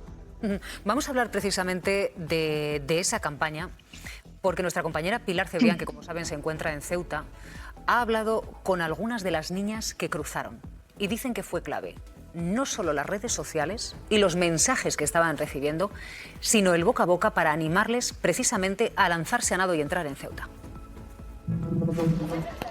Ixan es una joven marroquí de 17 años que estos días juega al balón en los campos de menores migrantes de Ceuta. Ana Guardia, portero. Nos dice que en Tánger jugaba como guardameta en un club de la ciudad. El pasado 30 de julio, casi sin pensar, Ixan se unió a la multitud que entró a nado en España. Unas amigas mías habían cruzado esa mañana. Me dijeron que la puerta estaba abierta, así que me vine andando 5 horas hasta la frontera. Su hermana Samia caminó junto a ella. Dice que sus padres les han animado y les llaman por teléfono para desearles toda la suerte en el camino. Fue el boca a boca, nos dicen las chicas, lo que les hizo lanzarse sin pensar hacia la frontera. Pero fue precisamente en las redes, nos están diciendo, donde encontraron las instrucciones para sumarse a la entrada masiva. Me fijé en los vídeos de las redes sociales, dice Mona, otra de las futbolistas. Ahí entendí que debía comprarme un salvavidas. También nos enseña a la joven que ha inspirado a miles de marroquíes. La niña Farah cruzó días antes y sus vídeos caminando por Ceuta se convirtieron en una imagen viral. Y además también juega al fútbol como yo, explica Mona. Ese es mi sueño, entrar algún día en un equipo español. Todas actualizan estos días sus perfiles con las imágenes de su llegada a la ciudad autónoma y esperan una plaza en un centro de acogida donde después de 2 semanas durmiendo en la calle puedan por fin descansar. Marga, vosotros que os encargasteis de monitorizar cómo actuaron esos perfiles en las redes sociales durante la entrada, para promover, mejor dicho, la entrada de hace 2 semanas, ¿qué se sabe? ¿Cómo se coordinaron esos mensajes? ¿Cómo comenzaron? ¿Qué mensajes les daban? ¿Qué datos arroja vuestra investigación? Nosotros lo que arroja la investigación es que es una campaña. El primer hallazgo que encontramos es que primero no hay un líder, ¿vale? No hay un líder identificado ni una organización que sea jerárquica, sino que es todo horizontal, lo que todavía la hace más resiliente, ¿sí? Y es una estructura que está perfectamente encajada. La primera pieza, que es un poco de donde surge, que yo creo que es donde va la pregunta, tiene que ver con un núcleo que en principio es de administradores y que está cerrado, y son los que aportan como lo que nosotros llamamos la capa operativa, los que hacen como el diseño un poco de lo que va a ser el asalto. ¿Sí? Estos grupos y estos administradores funcionan de la siguiente manera. Organizan, estructuran y preparan lo que va a ser la fuerza de la campaña, y al mismo tiempo difunden en grandes grupos para utilizarlos tanto de difusión del mensaje como de reclutación. Y utilizan dos claves que me hacen mucho sentido con el relato y con el testimonio de esta chica, que utilizan dos cosas. Uno, lo que es una presión directa con el reclutamiento y con la coordinación, y luego otra que es más indirecta, que es la movilización y la normalización de lo que es el cruce. ¿Cómo lo hacen? Con dos tipos como de información. Por una parte, lo que son una suerte como de vídeos, imágenes e información sobre distintos elementos policiales, cuántos policías hay, dónde están, dónde se pueden, dónde hay peligro, etcétera, para prevenir y para ir guiando lo que vendría a ser como el cruce. Y al mismo tiempo meten otra parte de los vídeos que están vinculados a personas que ya lo han hecho, ¿vale? A mostrar el éxito, que es fácil y que se puede hacer. De hecho, la primera detección que nosotros encontramos, que es del 19 de marzo, es en un vídeo de TikTok que dice cruce fácil.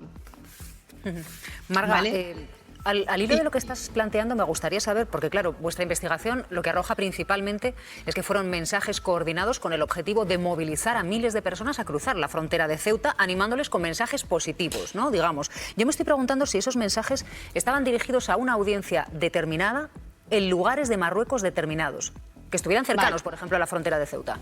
Vale, lo que me falta una tercera capa que yo creo que ahí te explicaría bastante bien. De esos grupos masivos, iban a unos enlaces que en principio eran inocuos, o sea, inocentes, grupos de WhatsApp y de Telegram. Y en esos grupos de WhatsApp ya los microreclutadores iban dinamizando, movilizando y animando, y dando a lo mejor informaciones como más concretas sobre ese cruce. La audiencia que nosotros hemos encontrado, sobre todo antes del cruce masivo, era global. Sí que estaba muy focalizada sobre todo a lo que es el territorio de Marruecos, básicamente marroquí. Eso es lo que nosotros, eso es uno de los hallazgos que tenemos. Y otra cuestión, que es la pregunta del millón, Marga, porque esos perfiles que promueven, digamos, estos mensajes, poquito a poco desaparecen, se sustituyen por otros, en fin, al final se le acaba perdiendo la pista. ¿Quién está detrás? Es que eso es una pregunta que nosotros no podemos contestar porque el enfoque todo el tiempo de la investigación que hacemos con tecnología OSINT desde nuestra empresa tecnológica, era lo que a nosotros nos llamaba la atención, era cómo una masa de personas en principio difusa de habla árabe termina generando un cruce masivo esa era como la pregunta, sin saber qué nos íbamos a encontrar, Silvia, la verdad. Y ahí es cuando, claro, vamos desentrañando y aparece esta estructura que está completamente organizada, preparada. Incluso nosotros nos hemos ido para atrás y aparece como casi 2 años atrás, ¿vale? No es arbitrario, no es espontáneo y está perfectamente organizado. Además, dicen, claro, las chicas que han cruzado, y buena parte de los que han cruzado, revelan que la ruta parecía bastante fácil e incluso asequible a tenor de lo que le decían esos mensajes. Primero por los mensajes de éxitos, fotografías, imágenes, ¿no?, que decías, y luego porque la ruta estaba marcada en esos mensajes. Es decir, tienes que ir por aquí hay una tienda donde te puedes comprar el salvavidas, si no, aquí puedes conseguir el neopreno. Es decir, sí era una coordinación de mensajes realizada para que entrasen en Ceuta. Totalmente. Estaba todo preparado. De hecho, ya te digo, el primer vídeo es cruce fácil. O sea, ahí está la primera clave.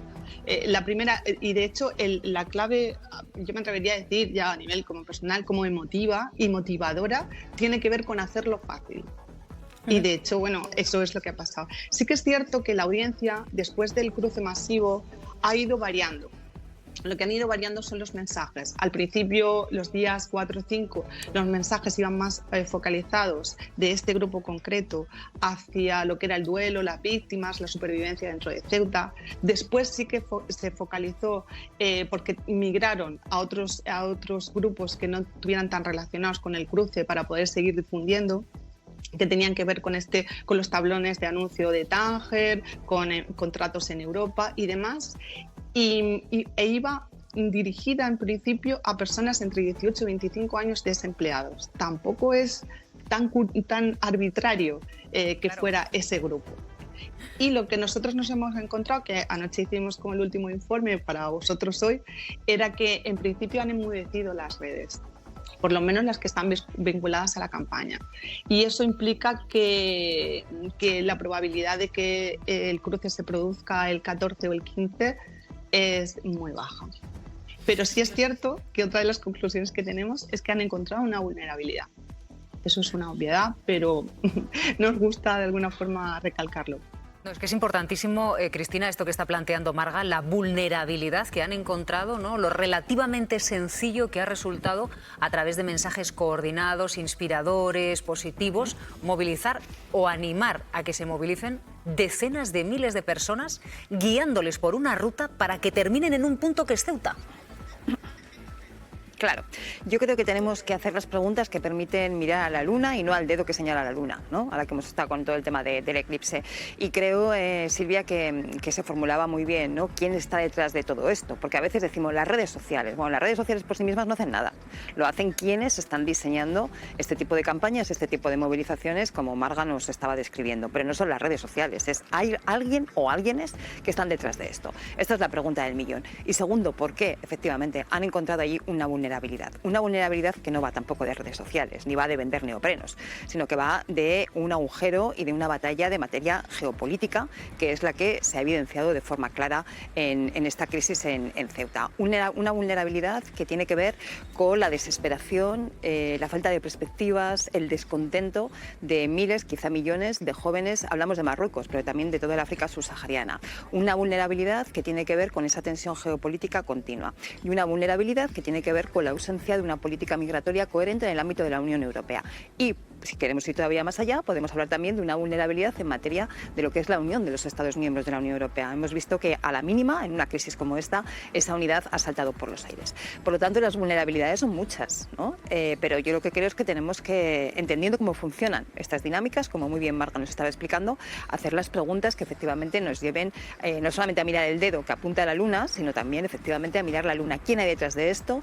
¿Cuáles serán las intenciones? Y todas esas vulnerabilidades que nos están diciendo en estos momentos de nuestra situación y de la situación de Europa en materia geopolítica.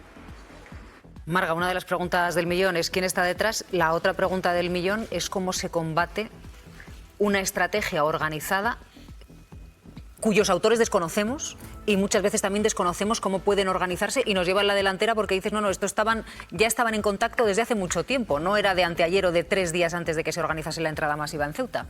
Sí, yo voy a añadir 2 aspectos más a lo que estaba diciendo Cristina. Uno es la economía de la campaña, lo barata que es, ¿vale? Y otro es lo resiliente. No hay una cabeza visible. Eso implica que cuando tú acabas con una de las células, hay 4 o 5 más, o 10 o 15 que siguen funcionando, ¿vale? Eso hace más compleja la respuesta a tu pregunta. Pero en cualquier caso, la única manera es estar monitoreando permanentemente y esto es una muestra también de lo que se denomina una guerra híbrida. Cómo se combaten cuando las guerras van en varios sentidos y cuando hay personas tan vulnerables como las que hemos visto que también son víctimas de esta propia situación. Monitoreando, previniendo y protegiéndonos. Es que esa es la única alternativa. Es interesante la expresión guerra híbrida, Cristina, porque es una guerra no convencional. Es una guerra de las que hemos conocido en los últimos tiempos, pero es altísimamente efectiva. No hace falta utilizar los métodos tradicionales para provocar una situación de incertidumbre, de inseguridad o de ataque a un país. Efectivamente, llevamos ya unos cuantos años hablando de guerra híbrida y estamos viendo cómo se combinan diferentes formas con el objetivo de desestabilizar un país, o en este caso yo creo que no hablamos solamente de España, sino del conjunto de la Unión Europea. Para eso estamos viendo campañas como estas que se articulan a través de redes sociales. La desinformación forma parte también de un mecanismo de guerra híbrida, no solamente en este caso, que también opera la desinformación, sino la desinformación como tal. Hemos visto continuamente injerencias de Rusia y de otros países en procesos electorales, por ejemplo, ¿no? haciendo uso de esa información, de esa desinformación, o el Brexit, sin ir más lejos, fue otro de los grandes ejemplos, podríamos citar muchísimos más. Cuestiones que tienen que ver con elementos de carácter comercial, tecnológico, en definitiva, una guerra híbrida que efectivamente está teniendo a su disposición un montón de instrumentos diferentes para atacar y desestabilizar un país o una zona, un área como puede ser la Unión Europea. Es muy importante que empecemos a entender todas las dimensiones que esto tiene y las implicaciones que esto tiene, porque a día de hoy esas vulnerabilidades de las que hablábamos son muchas, ¿no? El cambio climático, por ejemplo, genera una vulnerabilidad tremenda en África, sobre todo en la parte subsahariana, con miles, millones de personas que tienen que emigrar o desplazarse de sus lugares de residencia para poder vivir.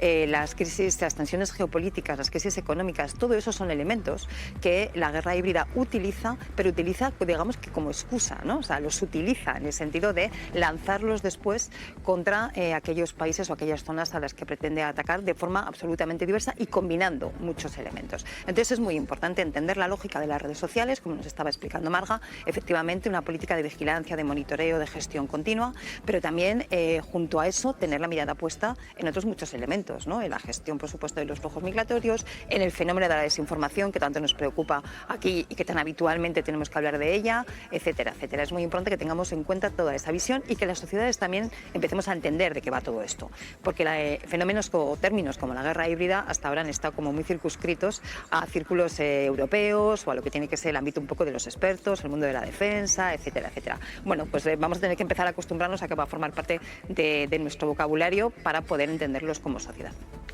Marga, muchas gracias por haber compartido con nosotros esa investigación tan precisa realizada, nos decías, hasta las 10 de la noche de ayer para ofrecer aquí en La Hora los últimos datos. Un abrazo, Marga, gracias. Muchísimas gracias a vosotros.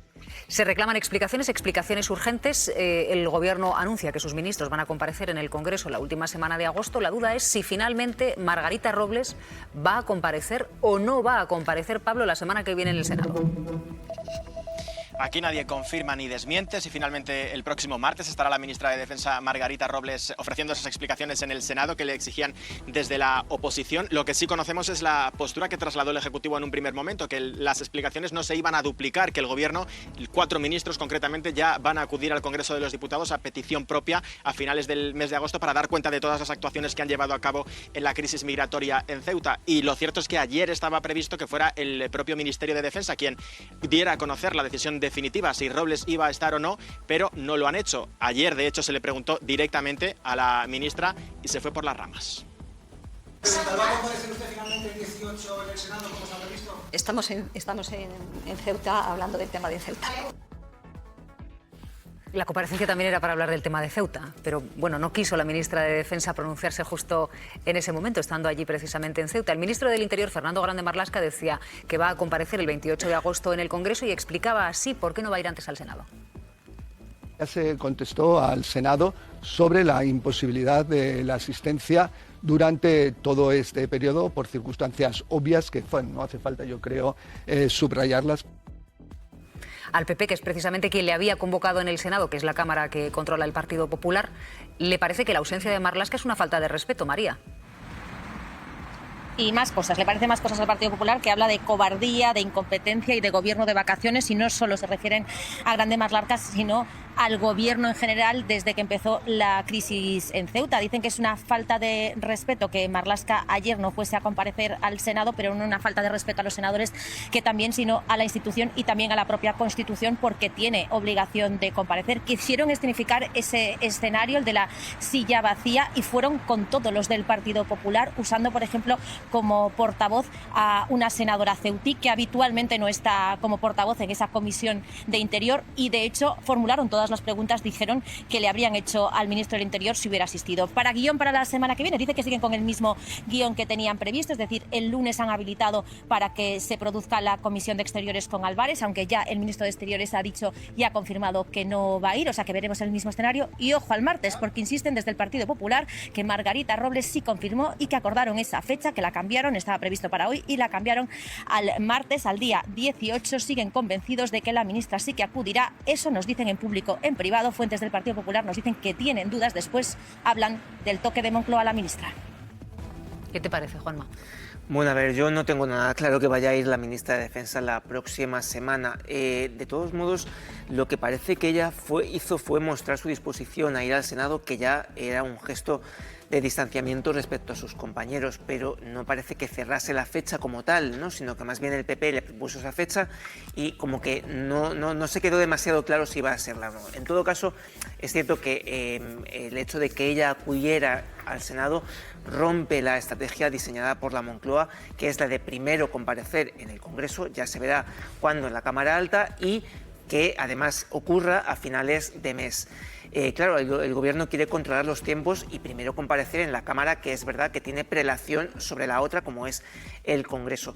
Yo creo que el Gobierno, pese a que tiene su derecho a intentar controlar los tiempos, realmente va algo tarde, porque creo que la magnitud, la dimensión de esta crisis obligaría a que diese cuenta ante los representantes de los ciudadanos antes. Y si quiere hacerlo en el Congreso, bien, pero si no, tendrá que hacerlo en el Senado, ¿no?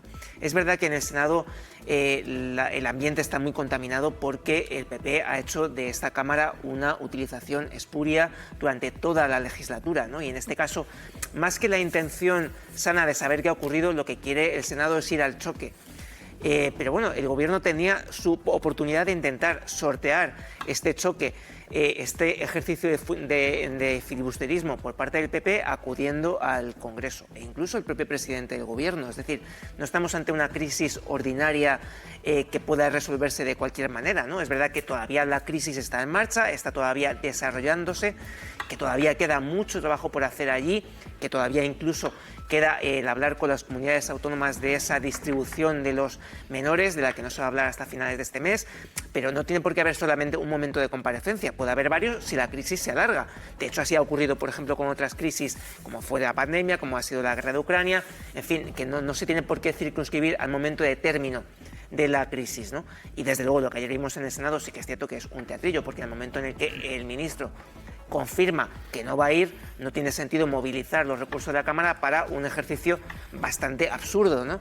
Eso por un lado. Y luego ya por último, con el tema de Margarita Robles y el hecho de no aclarar si iba a ir o no, yo creo que ella ya se garantizó, queriendo o no, el titular con ese ejercicio de empatía, yo estoy muy de acuerdo con lo que decía Maite, con los ciudadanos de Ceuta, un ejercicio que no hemos visto en otros ministros, y ya dejará para más adelante, no sabemos cuándo, hoy tiene también comparecencia pública ante los medios, el aclarar cuándo va a ir, pero me parece que ella ya, de hecho, fue muy inteligente al comportarse así con los diutíes. Pablo, te voy a pedir brevedad porque tenemos una noticia importante de última hora. Sí, nosotros ayer en Servimedia entrevistamos al presidente del Senado, a Pedro Rollán, precisamente, y nos contó que lo que pasó realmente con Robles, él, como presidente del Senado, manda las cartas, la notificación a los ministros para que comparezcan. La única ministra que creo que respondió por escrito fue Margarita Robles, y en la carta le dicen no puedo ir a la fecha que inicialmente se le pedía y propone negociar una alternativa.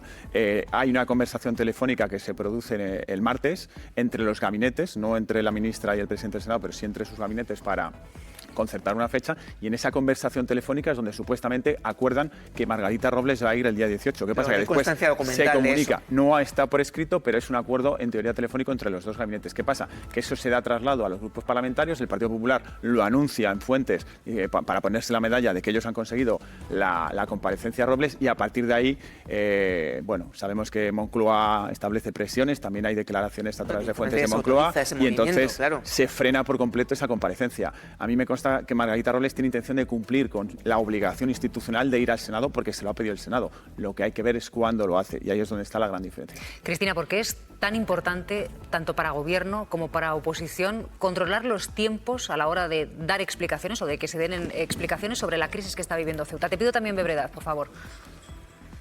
Los tiempos y los espacios. La oposición está intentando que estas explicaciones se den en el Senado, donde goza de una comodísima mayoría.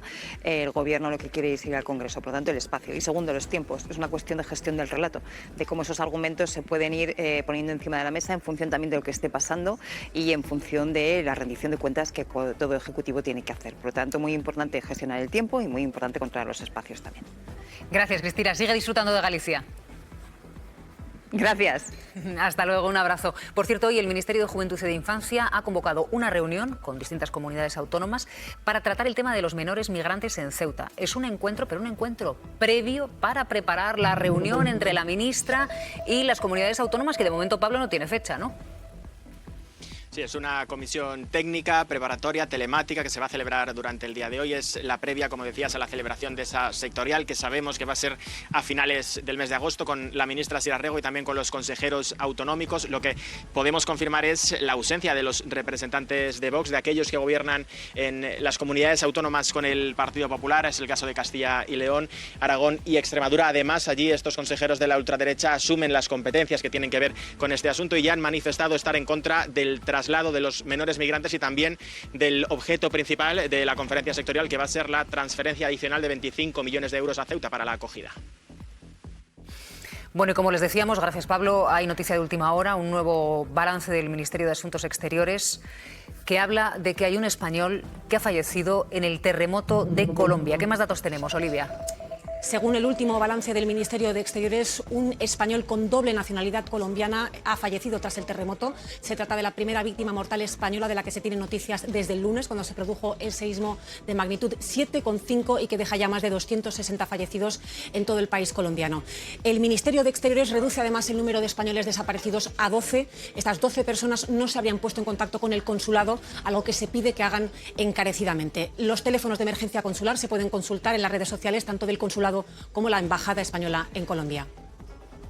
En Colombia, por cierto, donde todavía hay esperanza de encontrar a más personas con vida bajo los escombros, aunque ya saben, el tiempo está jugando en contra. Las autoridades cifran en 2.000 las personas que han desaparecido tras el terremoto. Tiene todos los detalles nuestra corresponsal Almudena Ariza.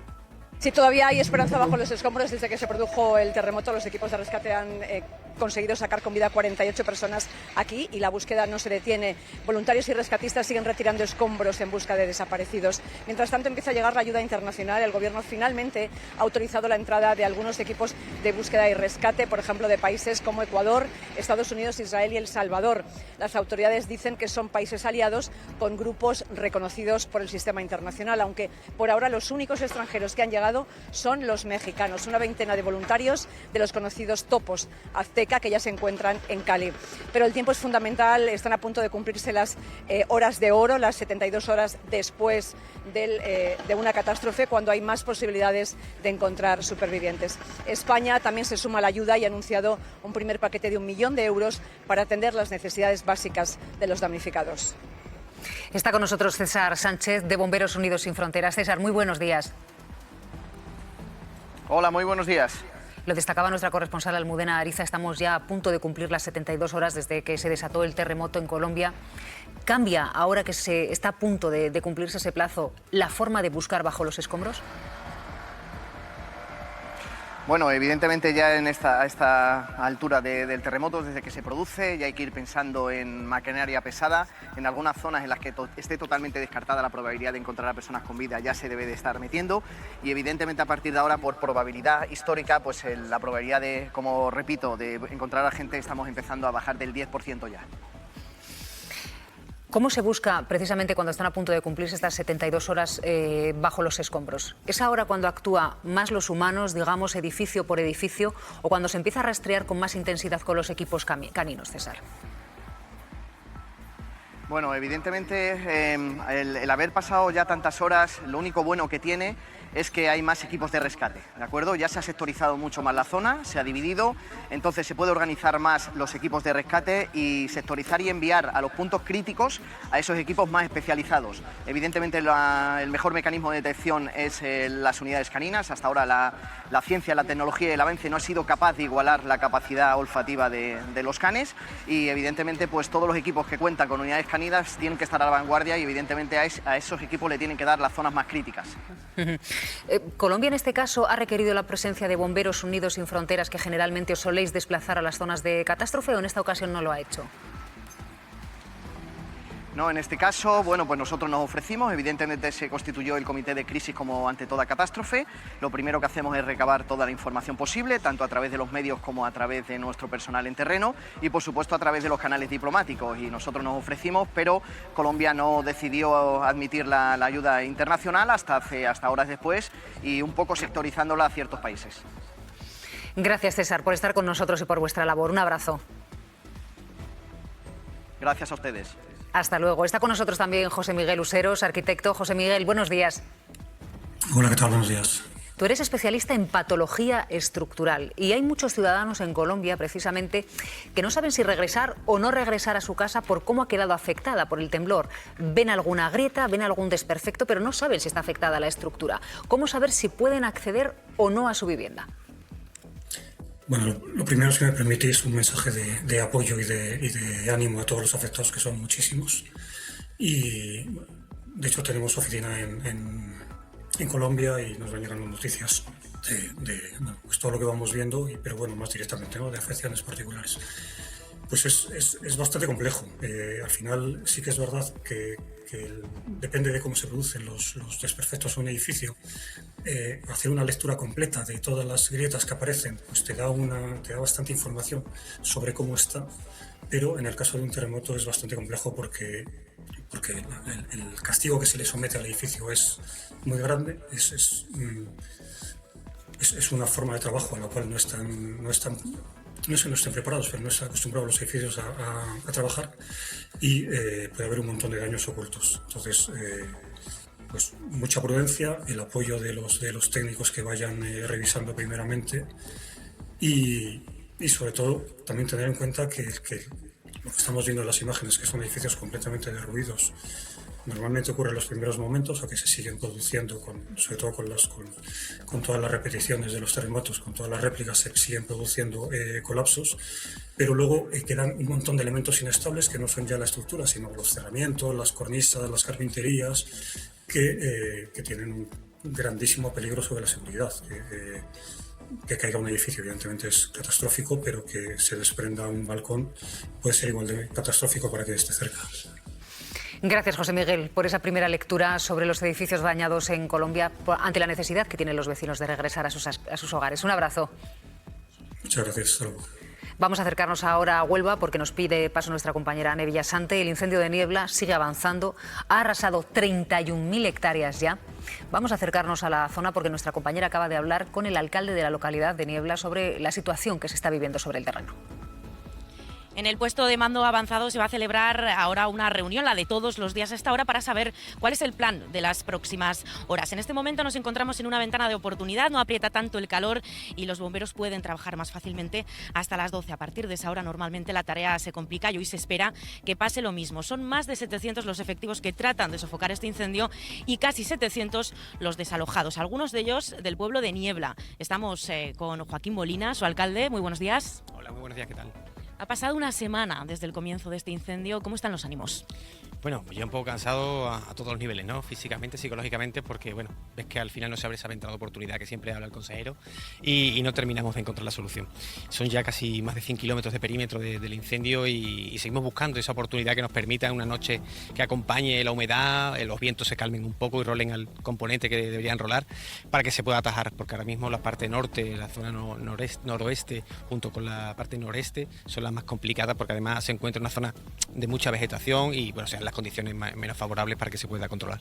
¿Y cómo se encuentran los vecinos de su pueblo? ¿Temen por sus casas? ¿Están tranquilos? Cuéntenos. Bueno, pues ahora mismo lo que corresponde al término municipal de Niebla, donde se inició toda esta pesadilla, pues se encuentran alojados en distintos centros, también sus primeras viviendas, que es importante, que bueno, al final no ha tenido que depender de un sitio de asilo.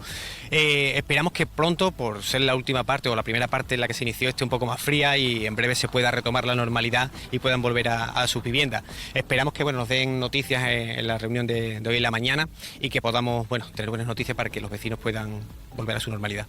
Usted participa todos los días en estas reuniones. Cuéntenos sabemos hasta dónde puede llegar este incendio. ¿Hay alguna fecha que se puede valorar para su término? Pues la verdad que no. Bueno, yo casi vivo aquí, ¿no? Mañana, tarde, noche. Y bueno, reuniones por la mañana que valoramos comido la noche, cómo se prevé el día, y al revés, ¿no? Por la noche pues se hace reunión para valorar el día y preparar la noche.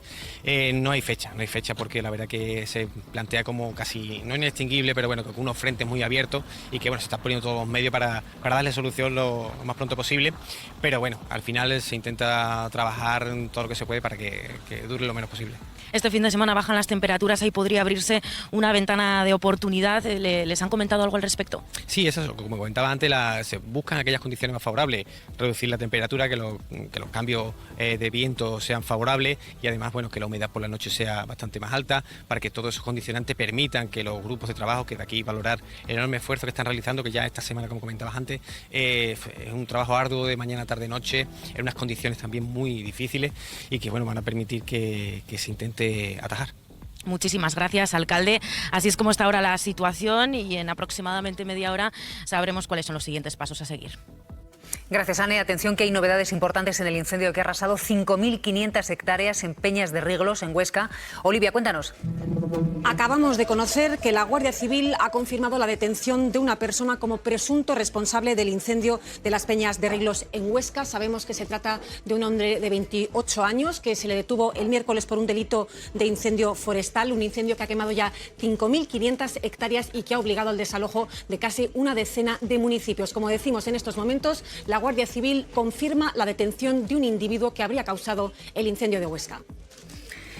Gracias, Olivia. Vamos a conectar con nuestras mañaneras. Aida, Adela, muy buenos días. Bueno, Adela, te he visto venir corriendo. Digo, ay, madre. Voy a esperar un poco, no se nos caiga por el camino. Luego te he visto agachada. Digo, vamos a ver, ¿qué está pasando en ese plató esta mañana? Vengo con el subidón, porque no puedo decirlo otra palabra. ¿Del eclipse? Sí. Ahí te vi en las redes, sí.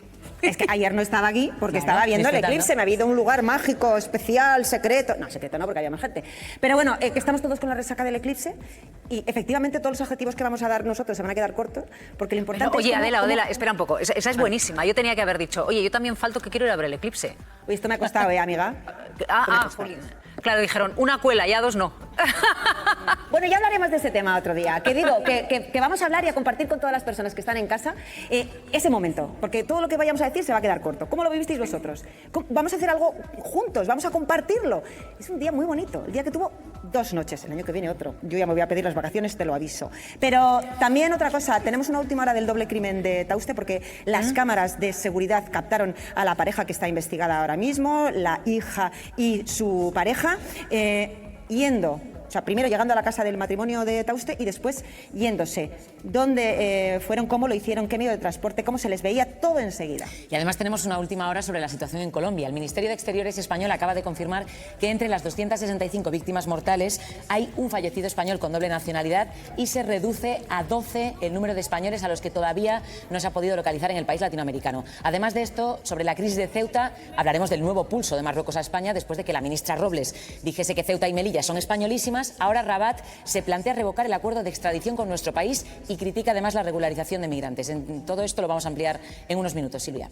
En un ratillo hablamos y ahora vamos a acercarnos a nuestra redacción porque hay novedades, ya conocemos los datos definitivos del IPC del mes de julio. ¿Cuáles son, Olivia?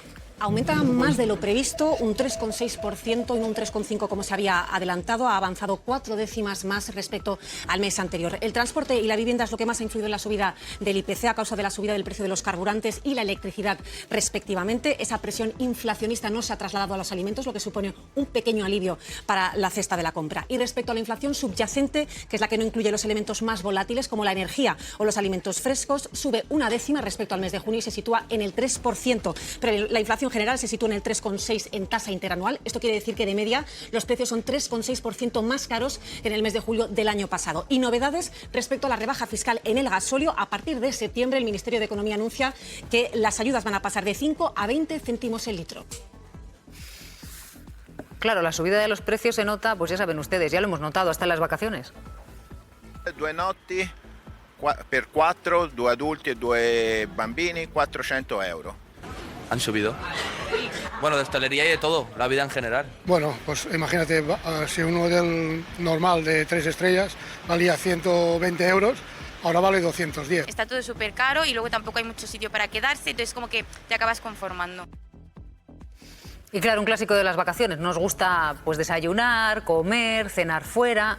Y dice, bueno, vámonos. Pero claro, eso se nota. Y se nota bastante en el bolsillo y en la cuenta cuando nos la enseña, ¿no, Laura?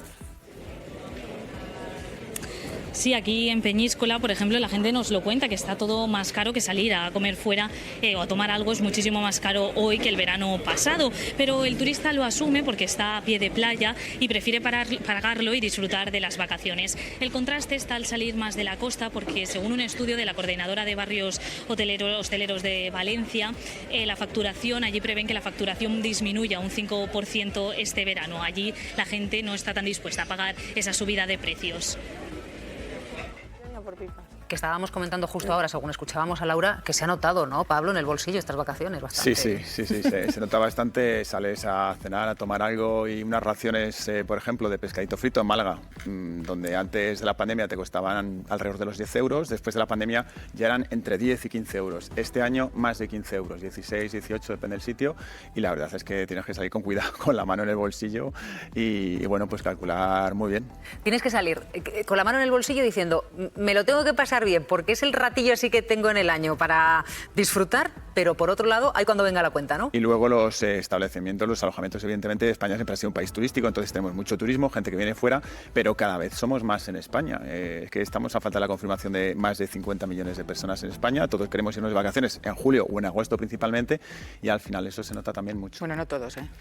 Hay aquí algunos que estamos esperando. Algunos están trabajando todo el verano. No, pero están trabajando, pero para ahorrar, porque dice, bueno, con la cuenta que me van a sacar... Para el pescadito. Pescadito. No, se nota sobre todo los que vamos en familia. Claro. Claro, porque de ir en pareja o con amigos, tal, que a ir con niños que tienen siempre la peculiaridad de tirarse siempre a la ración más cara, de la más sabrosa, ¿sí o no, Marta? Hombre, los niños saben lo que comen. Sí, sí. ¿Cómo les gusta el jamón? Bueno, vamos a acercarnos a otro punto, porque ir de vacaciones a Barcelona no es barato. Fíjense, pasar una noche en un hotel cuesta casi 200 euros de media, ¿verdad?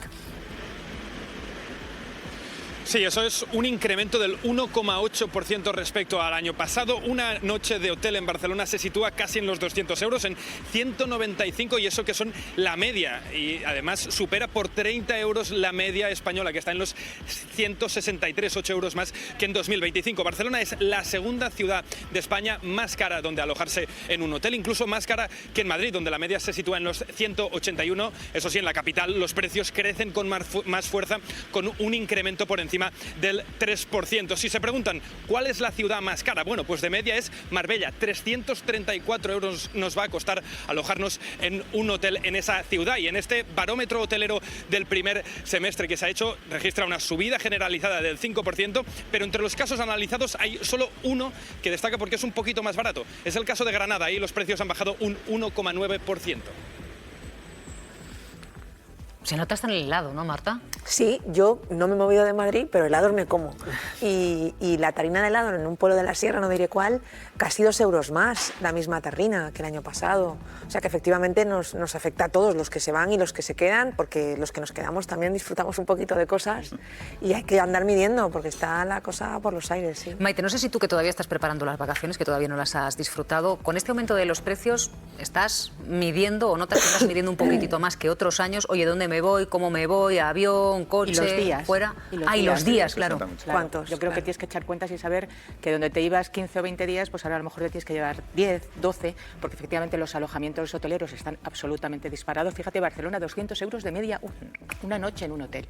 Claro, es que es absolutamente inasumible para los bolsillos. En temporada baja en Barcelona. Sí, Barcelona estamos hablando, y de verdad que, vamos, barato no estaba precisamente, todo lo contrario. O sea, es una capital carísima. Que Madrid, o sea que... Sí, yo que además soy de poco buscar pensión completa o parcial en los hoteles, me gusta salir, como decís, ¿no? Pues a lo mejor si no puedes salir para hacer las 3 comidas diarias, pues a lo mejor sales para cenar, que estás más relajado y tal. Si te das cuenta que en cuanto lo que tú decías, o vas con familia, o vas con tu pareja y con amigos y tal, y cuando echas cuentas y dices, bueno, vamos a pagar a escote, dices, bueno, es que donde antes a lo mejor pagabas 35 euros y comías muy bien, ahora pagas 45 y a lo mejor ya no comes tan bien, ¿no?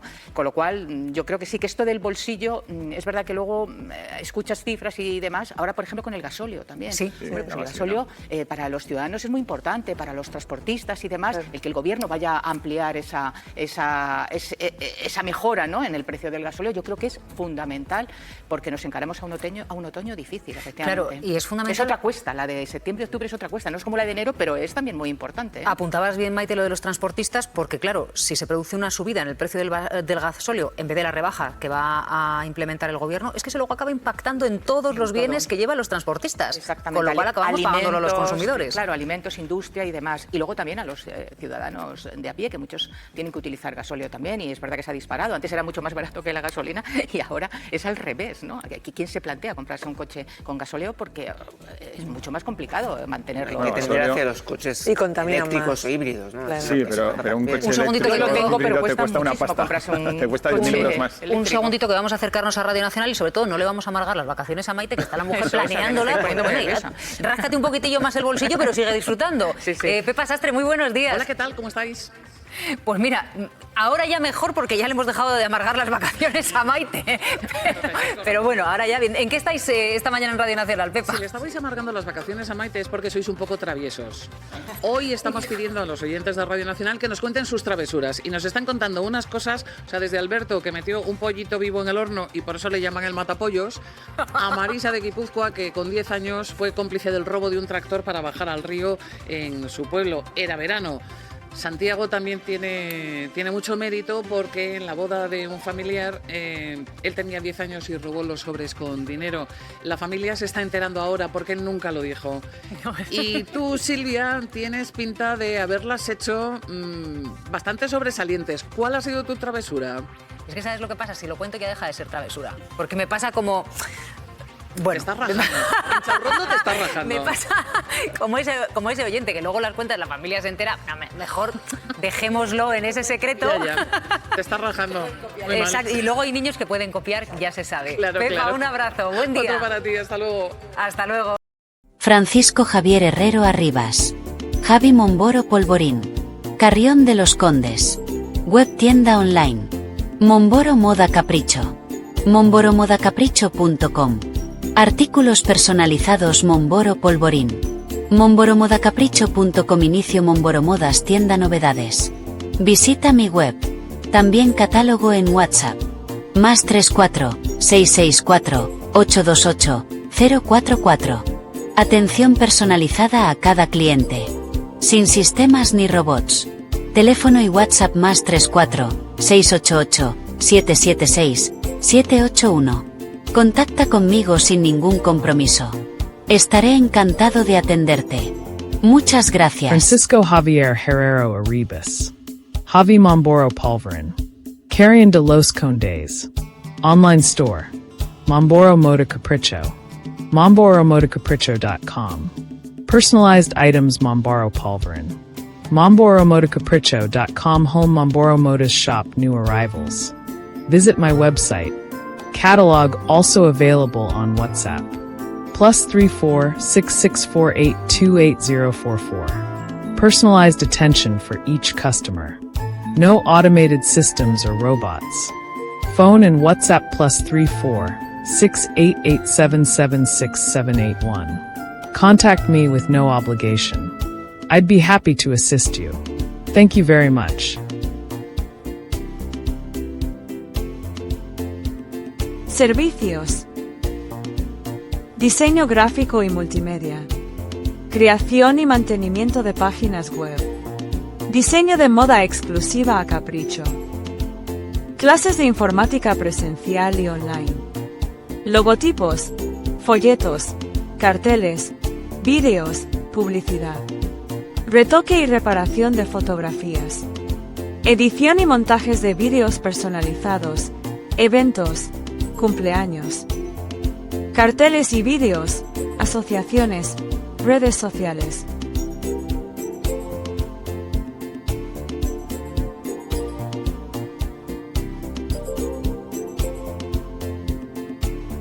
Solicita información sin compromiso. Muchas gracias.